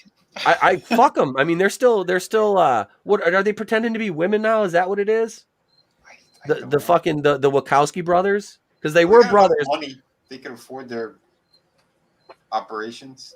Oh, I'm sure they did. They probably went back and some dude would have fucking never mind. That's another whole story altogether. Like Maz Kanata said, that's a story for another time that we'll never fucking tell. I'm in Facebook jail for another like 17 days. And it's like, because Matrix when's that coming out? December. Is that coming out in December? Because we got, look, it's already September 13th. You got Dune coming out soon. We got fucking Venom's dropping. Tony's fucking looking forward to the Eternals coming out. I mean, there's a bunch of good movies coming out soon. Robots. I'm looking forward to Ghostbusters, and that's about it. And I'm not even giving my hopes up for that. When did they drop? When are they dropping that? I think next spring or something. Did they push it back to next spring? Oh, I didn't know that either. Damn. I think. Let me look. Yeah, everything keeps changing, you know. So Yeah. They want to make some kind of money back, or at least to try to break even. Because again, like I said, they know that I'm sorry, it's not what it was. They sliced November. They sliced the kill boss. Oh shit! Ghostbusters is supposed to come out in 2 months. Oh shit! Really? What, December? Right? November, right? Oh, it's going from November 11th to November 19th, I guess. Okay, well, either way, it's coming out in November. See, it's going to be real back-ended for movies this year, you know, with Spider-Man and Dune. I forgot about Ghostbusters. Yeah. I'm so looking forward to Dune. I really am. I fucking I'm looking forward to that. I never read it, and I never watched the originals movie, so I don't know shit about Dune. I've never read the book. I watched the David Lynch one for the second time in my life, and I haven't seen it since I was like south of 10 years old. Like I watched it with my mom when I was a kid, and I just remember how gross Baron Harkonnen was, and like how it was like. I thought it was like at first I thought it was kind of like another Star Wars movie because of like Arrakis looking like Tatooine and shit. Yeah. But I mean, it was. I thought it was cool. I mean, if you know everybody that's read the books, if you want great Dune videos, Nerd Cookies is your home for that. Yeah. Oh, nice. Mm-hmm. Well, here's the thing though, because like I know this is just like the first part. If it doesn't make enough money, like, are they still going to be pulling the trigger on the sequels or the continuation for it? They addressed that today, and they said that a box office shortcoming with this will not affect the second, allowing Villeneuve to finish his story with the second movie, which in theory sounds good, but try selling that to your investors. So I'm hoping it does well. If I can see it in the theater, I will go to see it in the theater. If it's playing at the one down the road, or I'll even go over to like West Branch and go watch it or something. Because I can hang out with Jared. If I, you know, the guy, my co-host from the old wrestling show we used to do, he lives right next to the theater too. So nice. I just hit him up and go hang out with Jared for a night and go watch a movie. But, yeah, I'm hoping this does good because I'm interested to see. It looks great. It really does. I think it's cast very well. But yeah, if you want information on the books, you go over to Nerd Cookie's channel, and yeah, she puts it all down. She knows the lore pretty well. So cool. I just know that 'cause she's the only real Dune channel that that covers it that I know. So because I did some trailer reactions and shit and covered a few articles, but I've done like 3 or 4 videos. You know, but like I said, I'm a novice to it, so it just looks fun though. Mm-hmm. Excellent. But, yep, I guess there's some commentary. Hail Tommy. Hail Tommy. What's going on, brother? It sounds like you got a busy week this week, man. So you have safe travels and hope everything goes exactly the way you need it to go with your business you're dealing with, brother. Take care of yourself. You know it, man. Let's see. Frankie Noah says the Dune figures have been out for a while without the movie. Interesting profit strategy. Wait, they have McFarlane. He made them.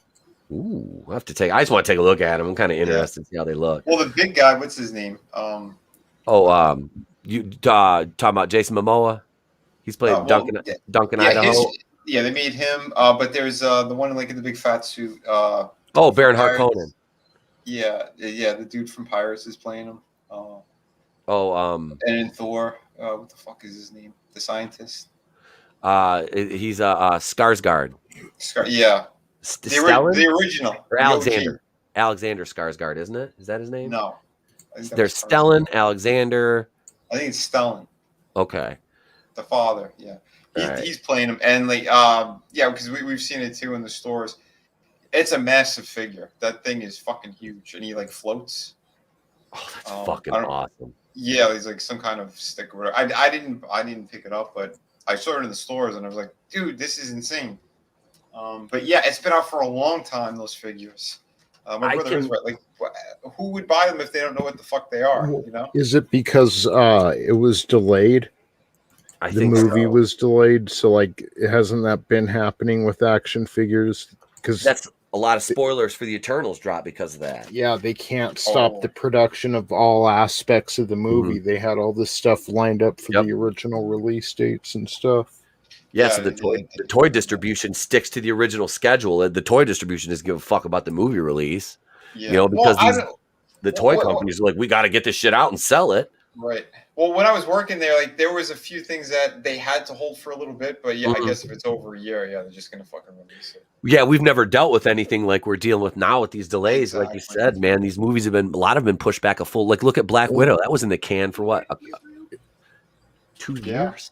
It's worth it to get Orange Man out, right? What were we, like 10 when that movie was originally supposed to come out? I think I was about 9 or 10 when Dune was supposed to come out, and I'm 41 now, and you know, it's like I've been waiting all this time for Dune, you fuckers. But the Lynch one dropped in like 84, I think it was. Yeah, 84. That one came out, so it was right after like Return of the Jedi. You know, like I said, I saw it when I was like 9, I think, and yeah, I mean, I thought it was kind of cool. I mean, it was kind of hard to follow. Like, I mean, I don't remember. I just remember this like later on being like, oh shit, the dude in the little thong was Sting. You know, like it's funny, man. And then you go back and you place all these like Max von Sydow's in it. You know, Kyle MacLachlan, Patrick Stewart plays Gurney Halleck, which is now played by Josh Brolin in the new one. So yeah, it's I think, like I said, I'm excited about it. I think it'll be pretty cool. Good for Thanos. I'm glad he's still making some movies. Or Cable, or he was Bran from Goonies, which I was watching right before we went on the air.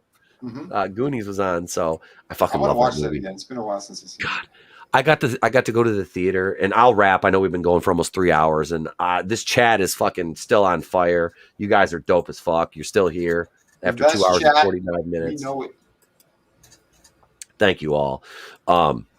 But no, man, Goonies is great. I got to see that in the theater last year when, you know, it was last spring when our theater opened back up and they started showing some classic movies. I was like, fuck yeah, man, I got to see that. Took Trey to see Jurassic Park and Temple of Doom. He got to see Zootopia in the theater, which was fun. But yeah, like, yeah, it was, man. It's cool. Like I said, I was gonna take him to see Shang-Chi, and I was telling the wife about him, like, you know what? I'm not taking him to see this bullshit. I'm not.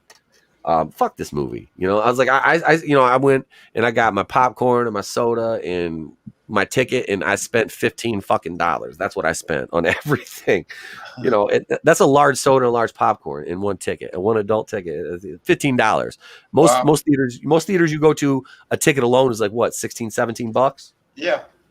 Wow, so they were just giving away tickets for this fucking movie, huh? Well, that's just my theater. It's a family-owned theater. They're relatively low priced. Concessions are fucking cheap, obviously. I mean, it's I've been going there 38 years now. Yeah, it's great. Like I said, I was just when it closed down, I was like, man, I hope they fucking reopen. I hope they reopen. I was supposed to have my 40th birthday party there. I was going to rent it out, but everything happened. It got fucking shut down. I was like, because they had a list. They were going to email me a list because you have to pay like a couple $100 for the movie. You know, they're going to show. Yeah. But it would have been. I think it would have been worth it. You know what I mean? So, yeah. But at this point, I think we should wrap. It's been a great fucking show. Happy birthday, Vinnie, man. Glad you got to spend the evening with us, and glad you actually chose to and didn't run away screaming. No, dude, I love hanging out with you guys. You know it. What are we doing? Like 3 weeks in a row now? Fucking love it. Chat's the best. You guys are always fantastic. My friends, my brothers. I love it, man. It's always good. I'm just gonna have to, like I said, do something about my voice there for old Alex Jones. Let me throw it over to Tony. Tony, go ahead and talk about yourself. Yeah, come over to the Clown World Review. Give me that subscribe, the like. Watch some of the videos. Gina Carano getting fired. The infamous Wakanda Land. Or, a whole plethora of other shit. And catch us tomorrow at 8 p.m. Eastern Standard Time, 5 p.m. Pacific for the Monday Night War retrospective. We're going to be covering the weeks of September 18th, 1995, and September 25th, 1995. Things are heating up between Yokozuna and Owen Hart versus Big Daddy Cool Diesel and Shawn Michaels over on Raw, over on the WWF side, and on WCW. Lex Luger, he keeps saying he's tired of playing with kids, and it's starting to get a little concerning. It is. So I guess we're going to see where that goes. It'll probably end with Miss Elizabeth's death, but what do I know? So check us out tomorrow, 8 p.m., Monday Night War retrospective. It's going to be a blast. Last week was a blast, and yeah, thank you, everyone. Happy birthday, Vinny. Thank you, Tony, man. I appreciate that, bro. Yeah. He's got a crystal ball, that guy. You know, they said the same thing about Alex Jones. They're like, he knew the future. Tony knows the future, too. It's unbelievable. Yes, I do. You can find me over at Vinnieart on Twitter, on YouTube, all that great stuff, on all social media pretty much.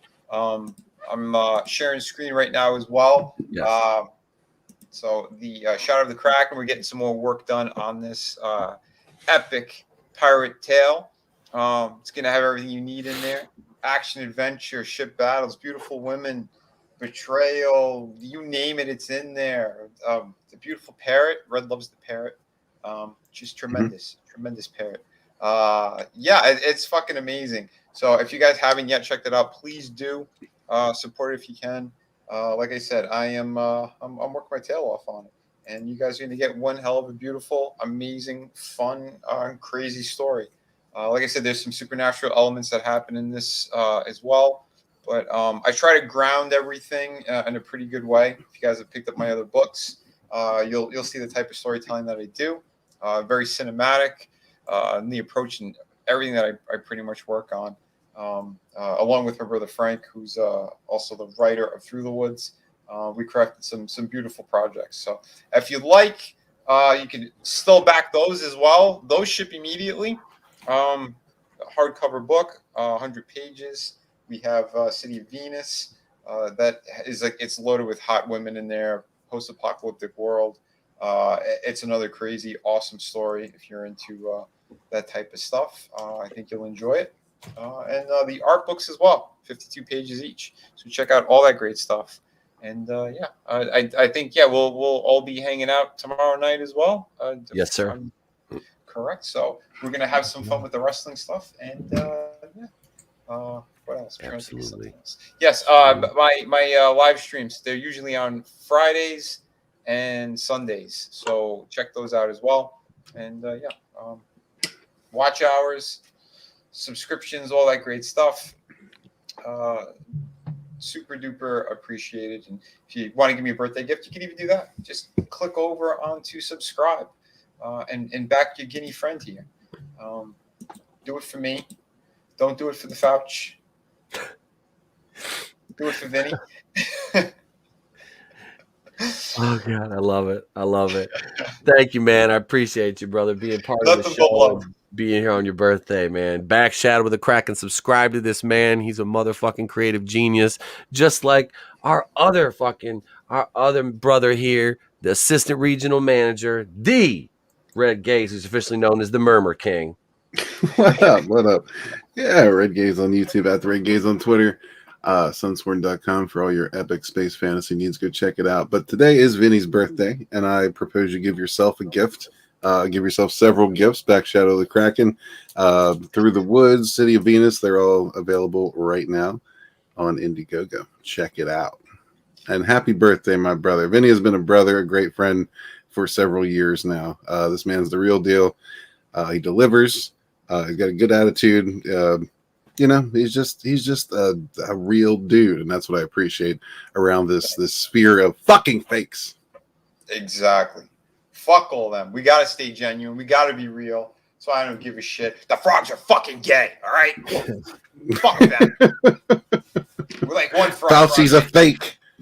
Yeah. Cuomo's a fake. Infowars.com. Infowars.com. Oh, I fucking love you guys. I love this chat. I got a few announcements about the shows. Nothing bad, no big changes. Joining us this Wednesday night for Going Rogue will be of course myself, Tony ToneDef, and Snow Dub will be over.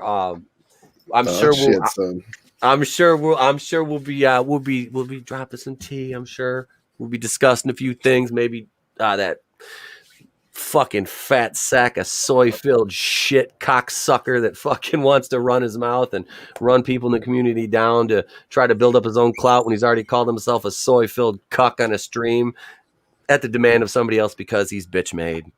So that maybe will come up a little bit, but you know what? We try to stay out of interchannel drama here, but sometimes it's just too juicy. We have to sink our teeth in, be it here or on Twitter. It happens. Also, I have the end of the month, September 29th, the very last Wednesday of the evening. I could tell you who she is, but let me show you who she is. She'll be making a return, joining myself, Tony, and Nick Utam on Wednesday, September 9th. Valentine!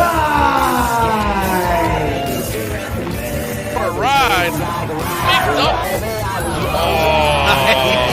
Holding her in the air, and the big suplex. Beautiful advance there. Oh, switches over. Oh, nice. Fucking wrestler standing 5'1" tall. Jennifer Thomas will be back. I shot her a DM the other day. I was like, hey, do you want to come back on the show? And she said, absolutely. So yes, Miss Jennifer will be joining us again. I'm warming the van up. My brother, you warm the van up, you're going to end up tied up in the back of it with this one. She's tiny. She's tiny, but she's a bad bitch. She's bad. She runs Women on Fire Pro Wrestling. She fights in the Lingerie Fight Championships. Do not let that name fool you. These women in the LFC, there's some legit fucking fighters in there. Right now, one of their champions, Jolene Hex. You can catch her naked on all the hubs, but she can also fucking beat the shit out of you if she wanted to, because she's a Brazilian jiu-jitsu. I believe she's a black belt. Bad motherfucker. And Jennifer is she does catch wrestling. She was Karma in WWE Developmental for a couple years back in the early 2000s. She's wrestled the independents. Like I said, now she runs Women on Fire Pro Wrestling, and they do a host of things. She runs sessiongirls.com, book private wrestling sessions with, females who beat your ass at various stages, or, maybe you just want to picture their feet or a Skype session. It's all on sessiongirls.com. Yes, I promote that shit because I like to support these. I like to support Jennifer. She's a bomb ass fucking entrepreneur doing her thing. And we're going to be talking to her at the end of the month. And I'm also trying to get another one of the ladies that she knows on, who does Jennifer doesn't do the adult film stuff. This other one does. And I'm not going to drop a name until I've been trying to contact her. She's very busy. And she just modeled a life-size doll after herself. So if you happen to know who that is, it's accurate. She's like, what, 5'2", 150? Something like probably know. Yeah, she's stacked. But yeah, we're trying to get her on too. But yeah, Jennifer will be joining Nick and Tony and myself, and she'll be telling us all about her recent fight, the wrestling show she's been promoting out in Vegas and LA. So yeah, we'll have Jennifer on, and she'll be with the show. She said she's going to hang out the whole show. She'll be here for a couple hours on Wednesday night, September 29th. So we got Snow Dub this Wednesday, Jennifer the end of the month. We'll have another special guest probably on the 22nd. I'm not sure yet. Working on that right now. Tomorrow, like I said, I might review Why the Last Man.